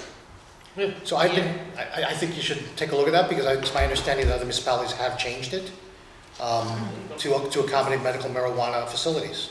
Not the 1,000 feet, because it comes from the Department of Health and Human Service at the state level. I was told that we can change it to make it stricter, but we can't. Correct. We can't. I got the same. So if you'd like to see DHS change the rules and say, you should not be using the 1,000 feet around a school, you should be using no metric at all, 200 feet, whatever the case may be, my recommendation to you, we will draft a resolution for the council to vote on as a recommendation to DHS to change its guidelines. I'll send you an ordinance that I have from the municipality. I'm not sure what it is, but you can take a look at that. I don't know how to make heads or tails of it. I was trying to figure it out myself, but supposedly another municipality, and so my understanding is that people have applied, and there's really no 1,000 feet within Jersey City unless you're in No, it's very difficult. And that's actually one of the reasons why we may, as the governing body, may want to communicate that to the state agency to say, you're making it more difficult compared to other similar situated municipalities because of the unique population density in schools within Jersey City, making it harder for our citizens to establish these businesses. And maybe a reason you want to do that, absolutely. And for the record, just for the public watching as well, I'm only talking about medical marijuana. I want to be clear that I'm not advocating. But I mean, that's, if we're saying medical marijuana is legal, then why are we treating it like a drug? Say that? So if we're saying medical marijuana is legal, then why are we treating it like a drug? It's legal for medical purposes. Yeah. But if you're not Then it's- buying it or Yeah, something. but then you can't buy it anyway, because you're gonna need. It's really strict, to get it here medically, yeah, it's very, okay. Okay, 3.3 has been withdrawn. 3.4 was spoken about earlier. 3.5, any questions? No. Okay. What is this one doing? 3.5. Can someone explain that one to me? That's the hotel. The short-term rental thing. Okay, this promulgates what the state has allowed us to do under their ordinance, or under the state statute from last summer, which allows the city to institute. This is the one I was asking for. Right. Yes. Got it. Okay. It's here. It's here. We It's did a it. short-term rental tax. Also, Councilman Solomon's been asking for it too. Yeah. Okay, I'd like my name on it, if I could have it. Sure. Put Solomon on it too? Yeah, why not? We could put everyone's name on it. Yeah, sorry. Yeah, no, this was uploaded by my office, they just put my name on it. We'll add your names, that's fine. Yeah. We'll make that change. Brian, you can make the change. I will make the change later tonight, yeah. And more, no problem for more sponsors. I just wanted to make sure, it looked familiar to me, I'm saying, it looked like, didn't I ask for this? But just by way of history, last summer, the state passed the state statute allowing municipalities to adjust their hotel accommodation tax to include short-term rentals. So that's what we have done here, to incorporate the state statute into our own municipal code. So and these will be paid for by the vendor. So Airbnb, VRBO or Verbo or HomeAway, they'll be collecting the taxes on behalf of the city as well as the state and distributing it appropriately. So this is a short-term rental, it pays a 6% sales tax, right? Yeah, based on the state codes. Right, based on the state statute. But actually, in order to do that, we need a cooperation from the short-term rental platform, the Airbnb, whatever they call. What kind of contract we use them? No. What kind of cooperation? Yeah. Contract. I mean, in order to collect the 6% another tax from the short-term rental, the only one we able to collect based on, the cooperation from the short-term rental platform, like Airbnb, whatever. But do we have some kind of MOU with them or any contract with them? No, it just, the statute requires it. So the statute says if the municipality wants to do this, it puts the burden on whoever's collecting the money. In this particular case, with Airbnb or VRBO, not to say that someone couldn't do it on their own, but in most cases through a platform, and it's the responsibility of the platform to collect the money. Yes, that's what I said, platform collect the money, but, in order to do that, we need some kind of agreement with that. No, we don't, but the Airbnb is regulated by the federal law. It's not it's an internet company regulated by the, what do they call, the federal law. So even though they're not cooperate with us, even though they refuse to collect it, how are we gonna be? No, did we able to go after them? We would in the event they refuse to collect the money in accordance with the state law and our ordinance, which is passed in conformity with that state law. Okay, so we have some kind of mechanism to collect the money from the to the door. Yeah, we'd have to go to court to enforce it if we needed to, but my understanding is, I think Airbnb is expecting this to come down the pike as well as others. They're aware of it, and it's just like any other hotel entity that we collect these funds from. Some of them set up wires, some of them set up checks that they send us. There's a way that we're going to set it up with them. Okay. Yes. It's the same concept like Brian just mentioned. If you stay in a hotel and you get your bill, and there's a certain percentage of taxes. There's no MOUs for that. It just that's the rules. The hotel adjusts the bill accordingly, and you're charged the tax, and the tax is then distributed as it needs to the municipality, the state, or whatever. Okay. You say so. 3.6 was spoken about earlier. I'm sorry, could I ask it this? I'm sorry about that. I'm gonna start charging y'all. When is the, I'm gonna teasing. So No, the we come- agreement, Okay. previously, we used to collect the tax based on, because we had this discussion on, based on the agreement between Airbnb and the city, right? Yeah. It was a voluntary It agreement. wasn't really a collection of a tax, it was a collection in lieu of a potential tax. Right. And we suggested we were collecting more under that voluntary agreement. So are we still under agreement, or what's the situation of that? They have voluntarily ended that agreement. Which either party could have ceased that at Yes, any at any time. time they could have done that, yes. When was that ended? So, yeah, I think they gave us notice a month ago or something, recently, within the last few months. Can I get the official date for that, as to when it was terminated? Yeah, well, yeah, we could talk more about it, because they didn't send us a letter saying this agreement is terminated, it was different than that. Voluntarily, Just, yeah, leave it at that. Voluntarily terminated. Some language, I'm sure, involved. Yeah, so there's that aspect of it is, whether Airbnb is continuing to comply with the agreement is one thing. And whether they have accurately and under the terms of the agreement terminated is a different story. But one thing else to keep in mind is that was only for Airbnb itself. You have other, HomeAway, I know this, watch one of the Verbo and all that football stuff, yeah. bowl games was sponsored by Verbo, which I always thought was just VRBO. Apparently they're getting into the market as well. But this applies to all short-term rentals, not just Airbnb. So the scope is bigger. In addition, we're not currently collecting from Airbnb, so this makes a lot of sense. That's why I asked for it before. I think it was before I asked for it before the actual referendum, right? So, and that it would encompass all of the service providers who are doing this work. But I think you said you wanted to do a assessment to determine whether we'd make more money versus the voluntary agreement versus doing this ordinance, and then I never heard anything again. Which has been rendered irrelevant based upon essentially. Yeah. So that was the plan, but then the circumstances changed. Okay. So I'd just like to know when it was terminated. Yeah, I'll send you more info on exactly stuff, yeah.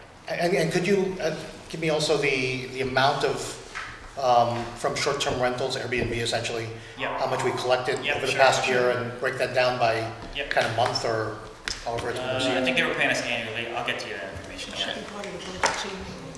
Okay, 3.6 was touched on earlier. Any questions on item 4.1? This is the security guard thing. Yes. So Councilman Yuen, I'm not sure if you're aware, but the Housing Authority has a small requested change, which I think is substantial. it's not the substantial. Okay, Yeah. then good. Then we can just make it on the record at the Yeah. meeting, and What you do guys they can want to tell change? us. They gonna put it in red? It's changing the word security guard to security attendant. Right. Security attendant. Yeah. That's not a resident of the building. Yes. The definition changed. What? I think it's substantial. No, because sometimes they have the seniors sit at the desk. So. Yes, that's true. Okay. That's true. So a security attendant that's not a resident of the building. But if we make the change at the meeting, it's a first reading. It essentially. goes So back to second the first reading is reading. the next one. So we're only losing 2 weeks if we make it at the Might as well meeting. just get it right. So. Yeah, right. Yes. So we'll amend it and we'll discuss at the meeting, I guess, exactly what we want. And I'll advertise it for Yeah. a public hearing on March 11th. Okay. Yes. And also that Brian, see Yes. that this ordinance will be take effect to provide the law effective March 31st. Actually, the 30 days actually line up to prepare for the man, for the job. So maybe we should change to May 1st, 2020. May 1st? Yeah, May 1st. We give enough time to, hiring people. No problem. For where? It's gonna be pushed back. No problem. For where, Mike? So May 1st. the page 2 of 4. Okay, 2 is all the way bottom. This order shall be take effect to provide law after March 31st of 2020 to change to May 1st. So we give enough time to hire people. Yep. Did 4.2? Did Councilman Solomon raise some questions about this, or no? In his email, did he send it? Let's see. Let's go back. 4.2, no. No. Okay. Can I just ask, are we still going through second reads, or going one at a time? Second What do you Yeah, know? Yeah. go ahead. Okay, you go ahead. So, any questions on 4.2? Hearing none, where 4.3 and 4.4 were touched on earlier. Item 4.5, any questions? Hearing none, any questions on 4.6? Hearing none on 4.7. No. Any determination on the 5-minute issue? Or was that, I mean, for the law department, they were going to say whether or not that's enforceable or not, or? We're going to ask the ordinance with the 5 minutes. We want to know if that's enforceable, but I'm going to keep this on the table so you can explain it. In terms of, it is enforceable, right? It's the same mechanism that was used Right. currently for the clock, it would be enforceable now. For second readings? Sure, yeah. Just when the clock beeps, your time's up and you have to vacate the podium. I also did research into other municipalities, I did and too. the average is 5 and 5, and then Newark, which is the one that our size, they're 3 and 3. I said 3 and 3, yeah. We did a lot of research, a lot of them is 3. Some is just 90 minutes and that's it. Yep. Some is 20 people. Yeah, we did quite a few, so some- that's why I'm gonna leave it. And some municipalities will say, if there's an hour of public speaking, if 60 people show up, everybody gets a minute. If Right. 30 people show up, everybody gets 2 minutes. 2 minutes, right. So there's a variety of different ways to do So it. that they get 1 hour. Right. That's scary. Unless, but there's some that will say up to 10 minutes. Up to 10 Right, minutes, right. for everything. But I'm just gonna leave I have a this. question on that. How do you determine on how many people are showing up for a specific ordinance? Because usually the way we do it is when we call for a public hearing, we have them line up. Correct. Yeah. Everybody You would have to ask if you do it that way. Yeah. Well, you could do the way you do it now, just say, who's here to speak on ordinance 4.3? People line up, and when they're 3 minutes, anybody else? All done. Gotcha. Just really do it the same way we do it now, just having a 3-minute cap. That's the same way, just 3 minutes. But when they're budget, they could speak longer. And I'll be designated by the council president, this is the budget, it's 5 minutes. I know, can I? Rich, Go ahead. pay attention to this one. This is very good story. So now, Go ahead, Michael. you know, I think none of the people, they argue is that 3 minutes or 5 minutes. And then everybody, because to us make life a little easier. You know? Not us, it's getting other people to see it. But That's also- not for us. Also, we believe that we give them more opportunity to people to speak up their concerned issue. But, so like a public session, I understand that, 3 minutes or 5 minutes, I got no problem with that. But only second reading is a good opportunity to people, public, to try to convince to us to say no and yes, or whatever they, feel, believe that. So the ordinance, or resolution, whatever is the ordinance, the law department, the city council spend months and months, and they creating like a 10, 20 page of, not exactly, 10 page ordinance.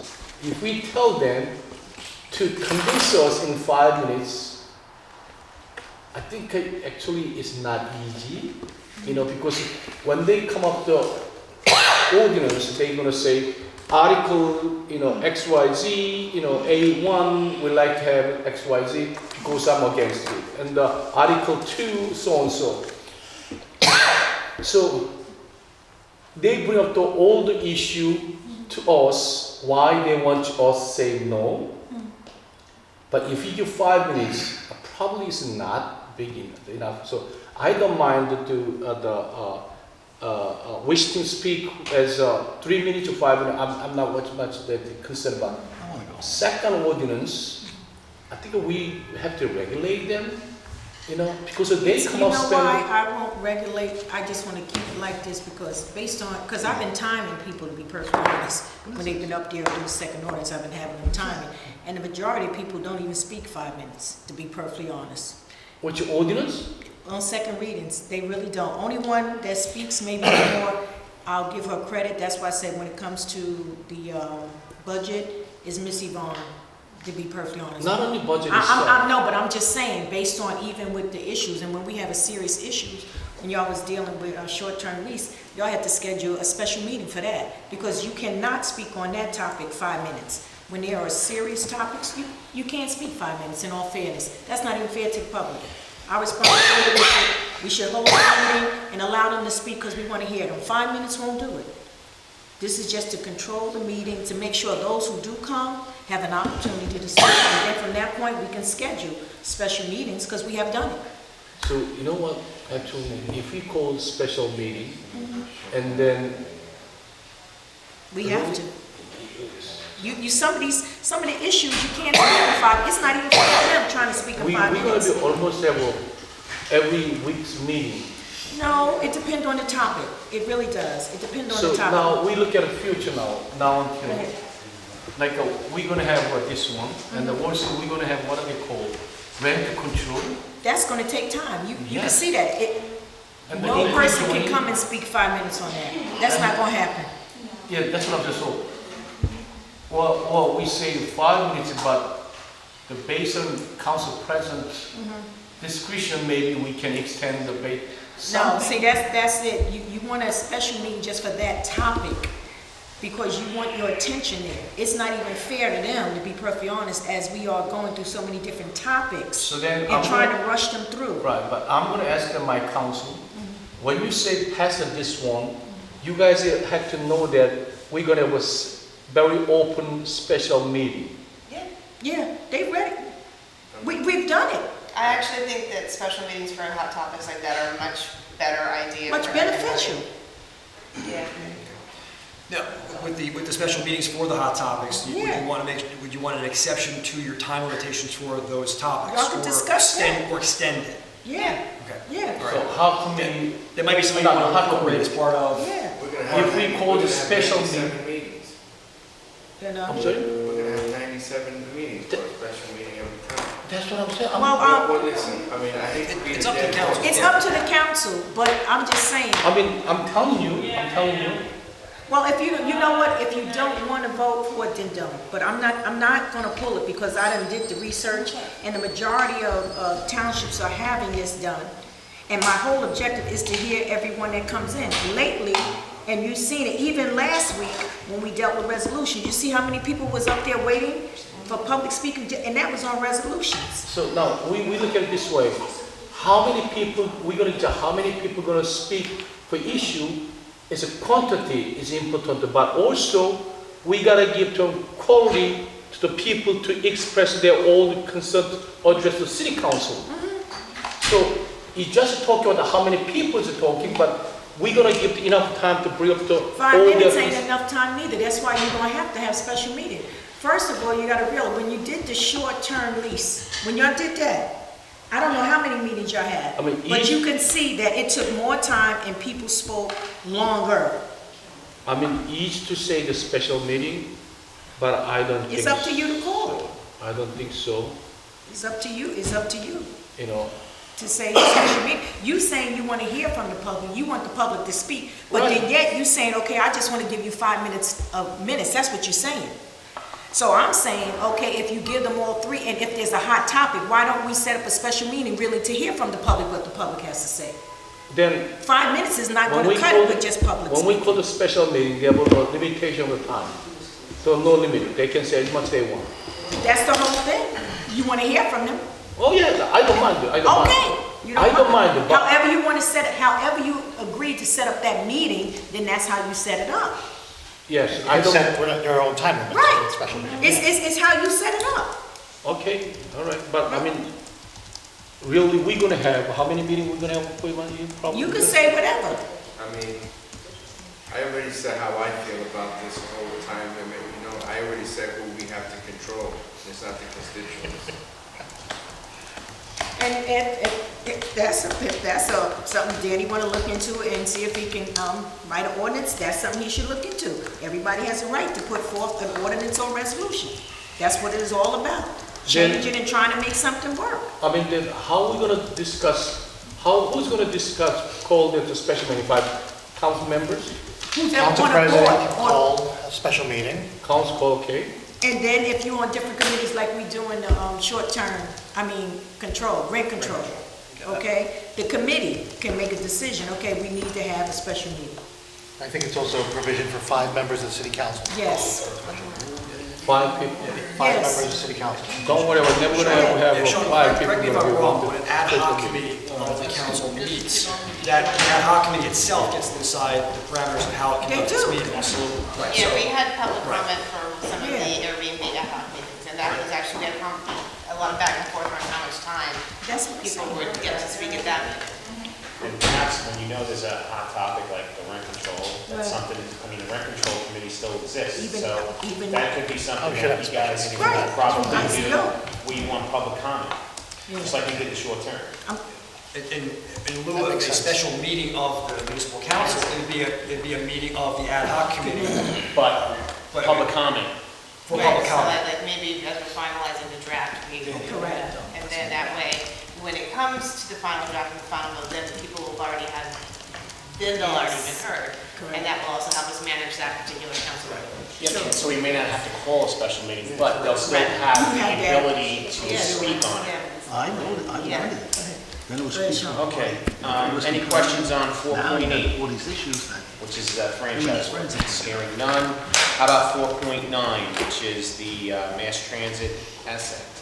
So I just wanted to ask, I had asked about at the council meeting, Right. about whether school transportation or Right, other transit. types of costs would be No, usable. no new taxes. I know you mentioned the walkways, but we did budget for that in the bonding. Okay. So I double verified that. Rich is thinking out loud. Yeah, I actually emailed you a response earlier today, I don't know if you saw it. I didn't see but it needs to be for capital improvements. Yeah, you got So you have two categories, you have the infrastructure for pedestrian-related access to mass transit, that's the primary. The secondary is if that money for a year is not expended, you can then use it for quality of life projects.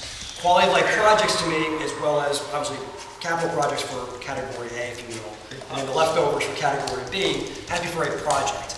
If it's related to the schools, you can put it in one of those two categories that's consistent with what the language is, you can do that. If it's for pedestrian access for near a school, but also related to access to public transportation, that's fine. It has to be within the parameters set out by the statute. What I don't think you could do is just use it for paying for buses. Physical buses? Right. You could use it for infrastructure related to schools, as long as it fits within the parameters for that specific project, within the definition set in the statute. So, like, so you don't think it could be for the acquisition of buses or the leasing of buses? No. Or a contract with a bus service? No. No, because it's for infrastructure development is primary. The secondary is for quality of life projects. And I would not say that leasing a bus would be a quality of life project. The purpose of the statute is for infrastructure development, as opposed to a leasing of a bus. How about parking improvements to a parking lot of a school or something to that effect? It may probably depend, because the definition is of products to improve the quality of life. If you're just doing it for the school, it's probably a harder call, but we, like Councilwoman Prince Areas, parking lots that are available for the public to use. That might be, I would say that probably closer to a quality of life improvement for citizens as opposed to just for the schools themselves. So if you're incorporating, so I don't think the answer is as easy as like yes or no. I think it's going to depend on the project and can you make it fit within the definitions of the statute. Improving a parking lot that the public can park in seems like that would be a quality of life project for the citizens of the municipality. So repaving or maybe better lighting or something along, because that lighting is a public safety issue and also a public life issue too. Right. So while I hate giving the lawyer answer, it depends. But usually unfortunately, usually that is the right answer. And in this case, I think it is. It depends on the project and whether it fits within the statute. So, more likely, so business administrator? Yes. So we estimate what kind of dollar do we expect? 3.5% of a parking lot tax. So how much do you think we can able to collect? Yeah, I can't remember the number offhand. I think it was like 700 or 800,000, something like somewhere in that range. We were estimating. How much? I think 700 or 800,000. So this annually? No. Yeah, no, annually, this something is like that. What happened? I can't remember the number though. I think around when I calculated, because of 15% is so much, so 2.5%, so like a 5%. So we collect around $2 million. Just if we sell, but after we take it up, the Jersey resident, they don't have to pay. Yeah. So if we did take it up, probably around $1.25 million, $1.2 to $1.5 million. Now, if we put you 1.2 or 1.25 million dollars to capital improvement today, maybe you can build up a few blocks of paving. That's what you can use for. But now, if we use that the $1.2 million, use that money to pay the bond, Yep. we can issue bond, probably $20 million bond. Yeah, more than that. 30. Yeah, without any taxpayer cost to pay off the bond. So $20 million we can do major improvement here and there. Yep. You know, so I think we look into actually which council person mentioned to that. I think Rich Bujano, you know, and the councilman Ron Robert mentioned to that. You know, we build for train station for the rich area with the rich people. Maybe we use that dollars. You know, say if we issue $20 million, depending on what kind of the yearly payment bond. The yearly payment bond under the $1.2 million, we borrow the maximum dollars. The maximum dollar we should time to use around create friendly parking spaces citywide. I strongly recommend it, you know, because number one. Is that allowed? Yeah. Parking lots? Yeah, it's a quality of life issue. Yeah, absolutely, it's a quality of life issue. So if we use it 20 million. That would only be allowable if for the primary reason of the statute, there was money left over at the end of the year. Because quality of life projects is only if the capital improvements for pedestrian access to mass transit, there's money left over in a given calendar year. So money left over means that if we not spend we not allocate any dollar. Spend it on quality of life projects. We not allocate any dollar up there, then it's left over. Simple. All right.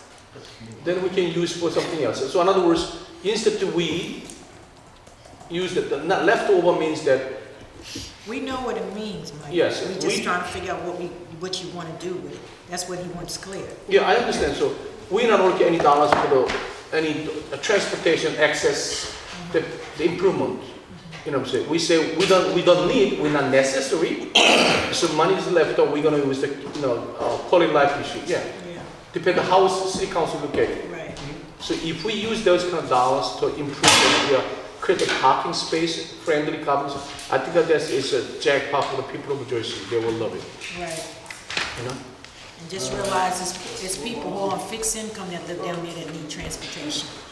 I just want to say that because I keep hearing people say we're building this transportation for rich people, but there's been a housing authority that's been without transportation down there in Holland Garden for decades.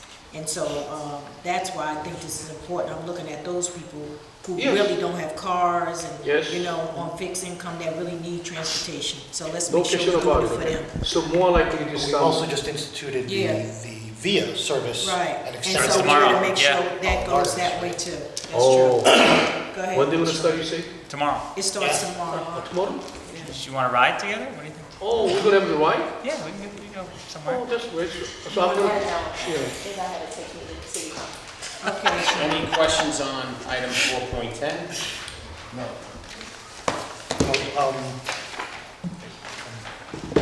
That's the referendum.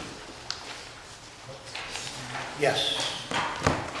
So on my question, did you respond to that as well? I did. Can you just explain I didn't see the email.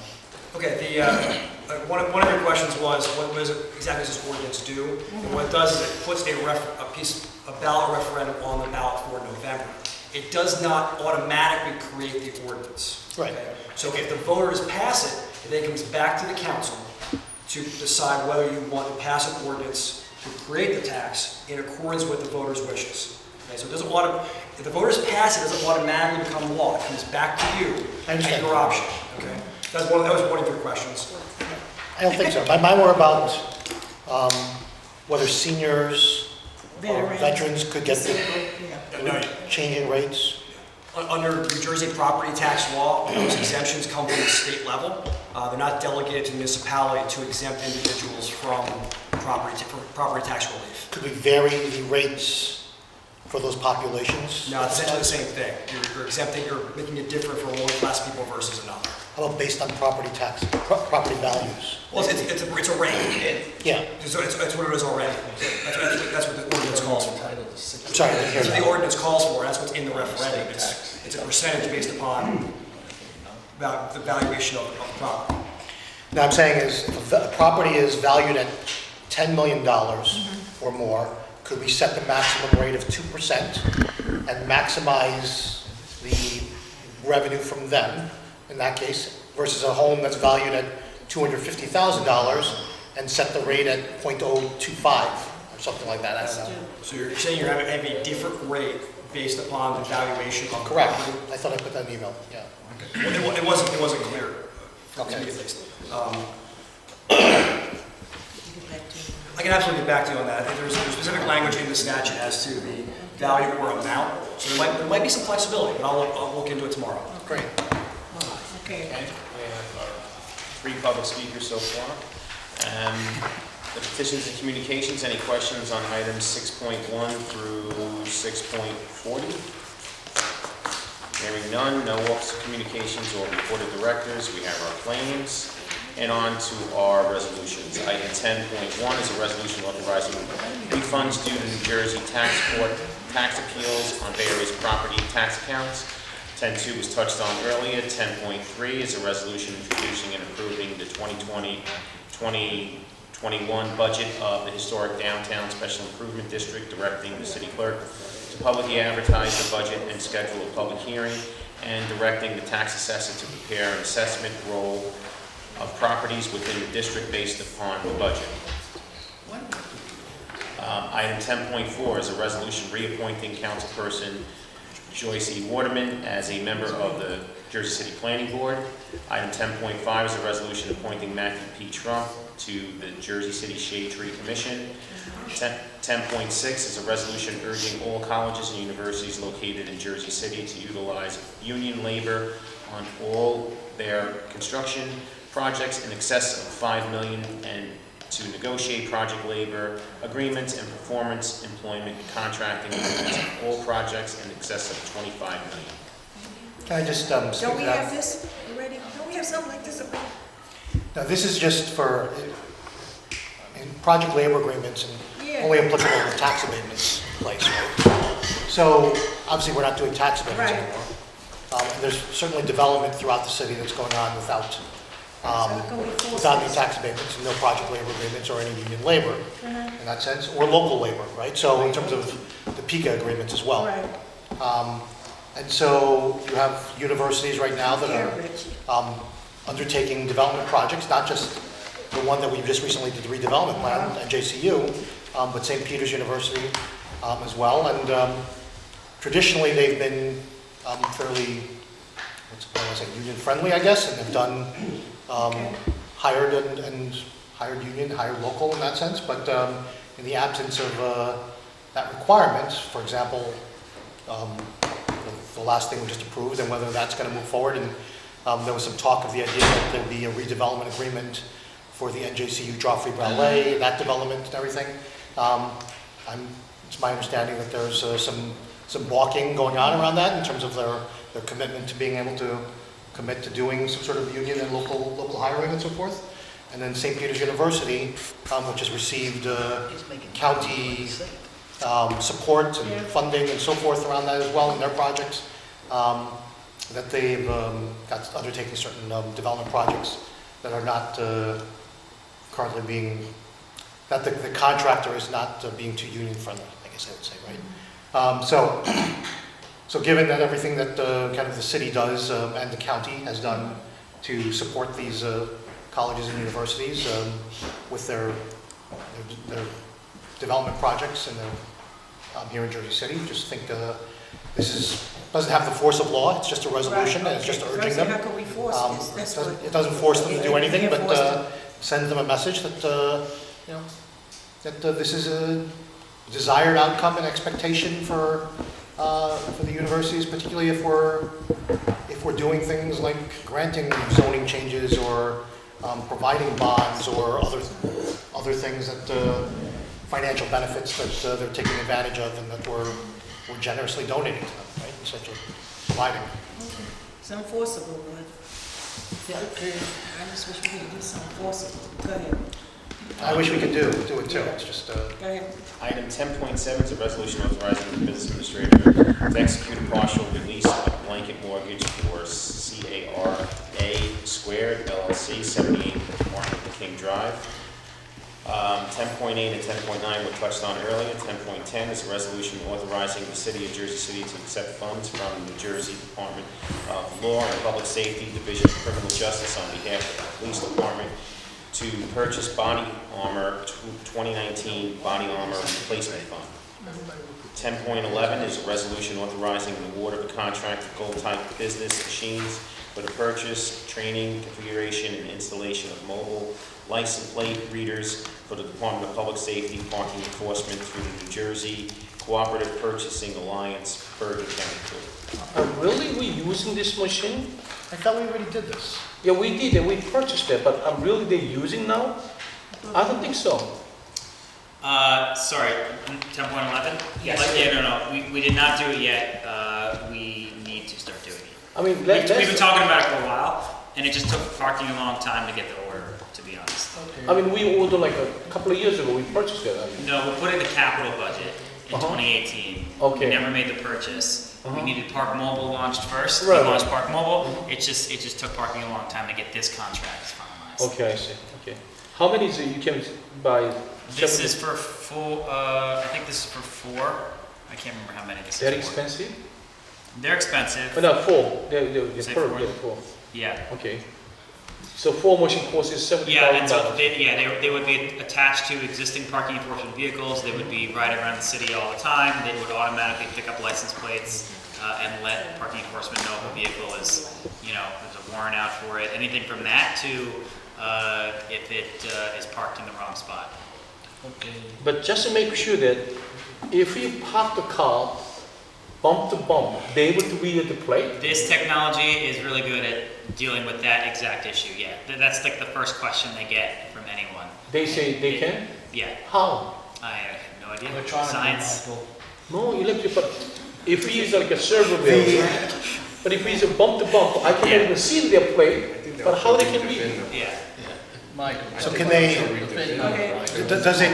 does it sync up with Park Mobile? Yeah, it does. So they can, So the idea, the end goal is for all residents to sign up for their zone parking permits on the app on their phone, which we're not there yet, obviously. Once that's happening, residents can renew their zone permit on their phone. They can change their car very quickly on the phone. If there's an issue, they can add visitor passes on the phone, all that stuff. All those license plate gets synced up to the license plate reader technology, which then lets you know if that car is supposed to be there or not. And then, at that point, if the license plate doesn't match on the system, then they would come out and see if there's something else on the car that says they can or cannot park there. so at some point, we'll be able to say, they'll be able to determine if somebody has a zone. Yeah, like It's you're not in in their zone zone. 16, they're driving around zone 16 and they're looking for cars that match with zone 16, and if there's a non-zone 16 permit there, it would flag it and tell you, it would put an alert in the car that says, just drove by a car with license plate XYZ that is not zone 16. That is not zone 16, so then, at that point, does the technology then flag it for, it's now flagged? Yeah. But then they come back 2 hours later because it's not supposed to be there more than 2 hours? Yeah. And that technology is able to register that and say, Yeah. yes? Yeah. It's in violation of 2 hours? Yeah, it's That's great. great. Yeah, it's great. It's expensive, but it's really powerful. But, I mean, you saw it, right? I have not seen these personally, but we have some of them with the police department, and other cities use them all over the country. Yeah. Star Wars. Yes, it's like Star Wars except for parking enforcement.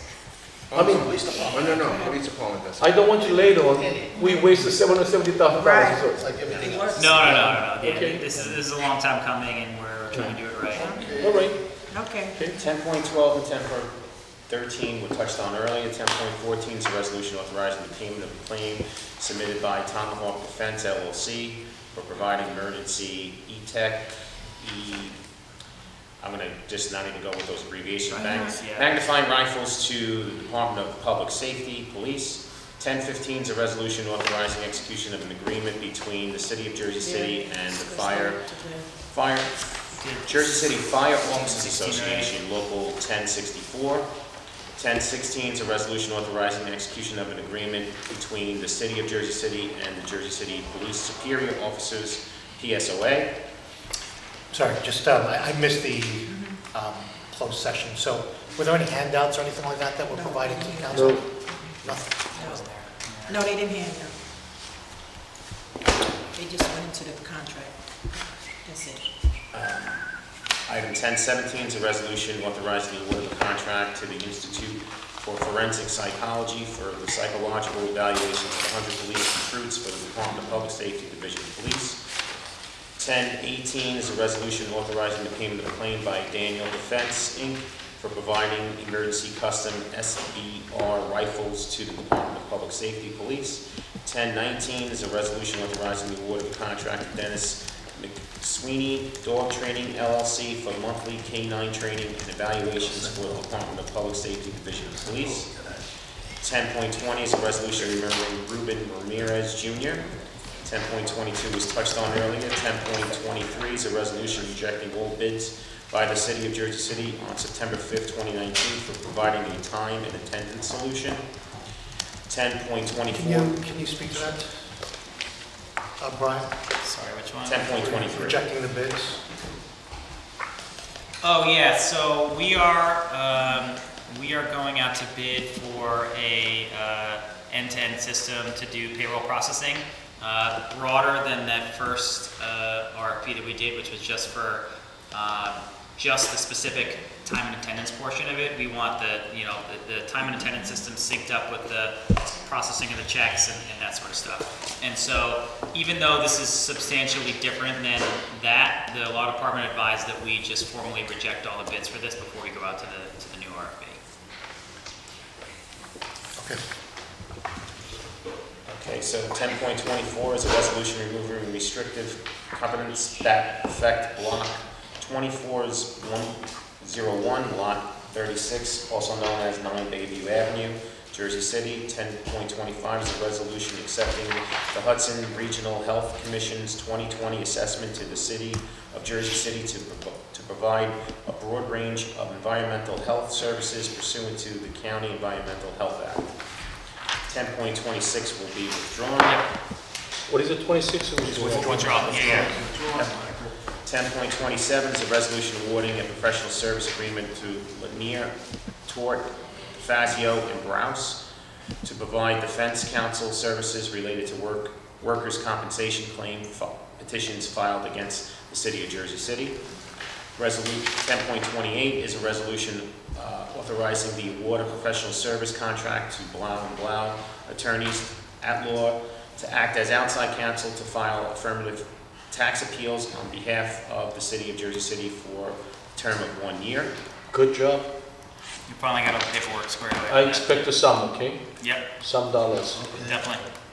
Item 10.29 is a resolution reauthorizing the award of professional service agreement with the law firm of Brady, Greenan, LLC to represent Joseph Menendez and Mark A. Petrucelli in the matter of Vanessa Gross versus the City of Jersey City.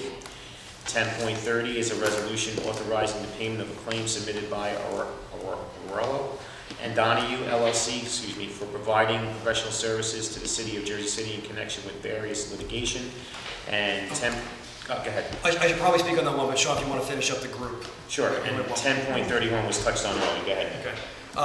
I know you're all probably familiar with the Arleo and Donahue issues. Kind of give you a brief history. Back in January 2018, this firm began doing work regarding some document requests on behalf of the city. That continued up through March, which time the contract was presented to the city council for approval. It was rejected. Peter and I started approximately a month later on April 17th and realized that the work that they had been doing was a very time-sensitive document production, that they were essentially 2/3 or 3/4 of the way done, and they were able to finish it up. And the last entry in the billing is for early June. Had we tried to stop the work they were doing, we would have run afoul of a very significant deadline. The consequences would have been serious. So that's the timeline of the work. Where we are now is I have a bill that's been submitted for work that was done by the city through a vendor, no fault of their own. The contract was not presented in a timely manner and was in fact rejected by the council. The council, there was a closed session back on June 11, 2018, about less than 2 months after Peter and I arrived here, explained to the council the details of what had happened, why the work had to continue. The circumstances of that closed session remain, so we cannot discuss that publicly, but I did tell the council at the closed session exactly what the work that was done and why it was so significant. The council had, that closed session as well as publicly, has been very frustrated about how this happened. The Faulkner Act is very clear. The contracts are presented by the administration and they are ratified by the council. This should not happen where we have a bill of $19,000 presented to the council for payment for a contract that had been rejected. This is not how the process is supposed to go. We certainly recognize that. This is something Peter and I came into are trying to deal with and fix. When I arrived, I certainly heard the council loud and clear. This is not how business is supposed to be conducted, and I heard your frustrations, and in the last 2 years, I don't think we've ever been in a similar circumstance. But me, from the law department's perspective, right now, we have a bill from a vendor that did the work requested by the city in a timely and efficient manner. They want to be paid for the work that they did. And as a secondary issue, the law department, we are trying to avoid litigation. So while I understand your frustration, and the process here didn't work how it was supposed to, that's why this bill, this claim, is presented for your consideration. I'd like to say something to go back to resolution 10.29. 10.29. I mean, can this be pulled and we have a special meeting on this? Because I have a lot of questions to ask on this 10.29.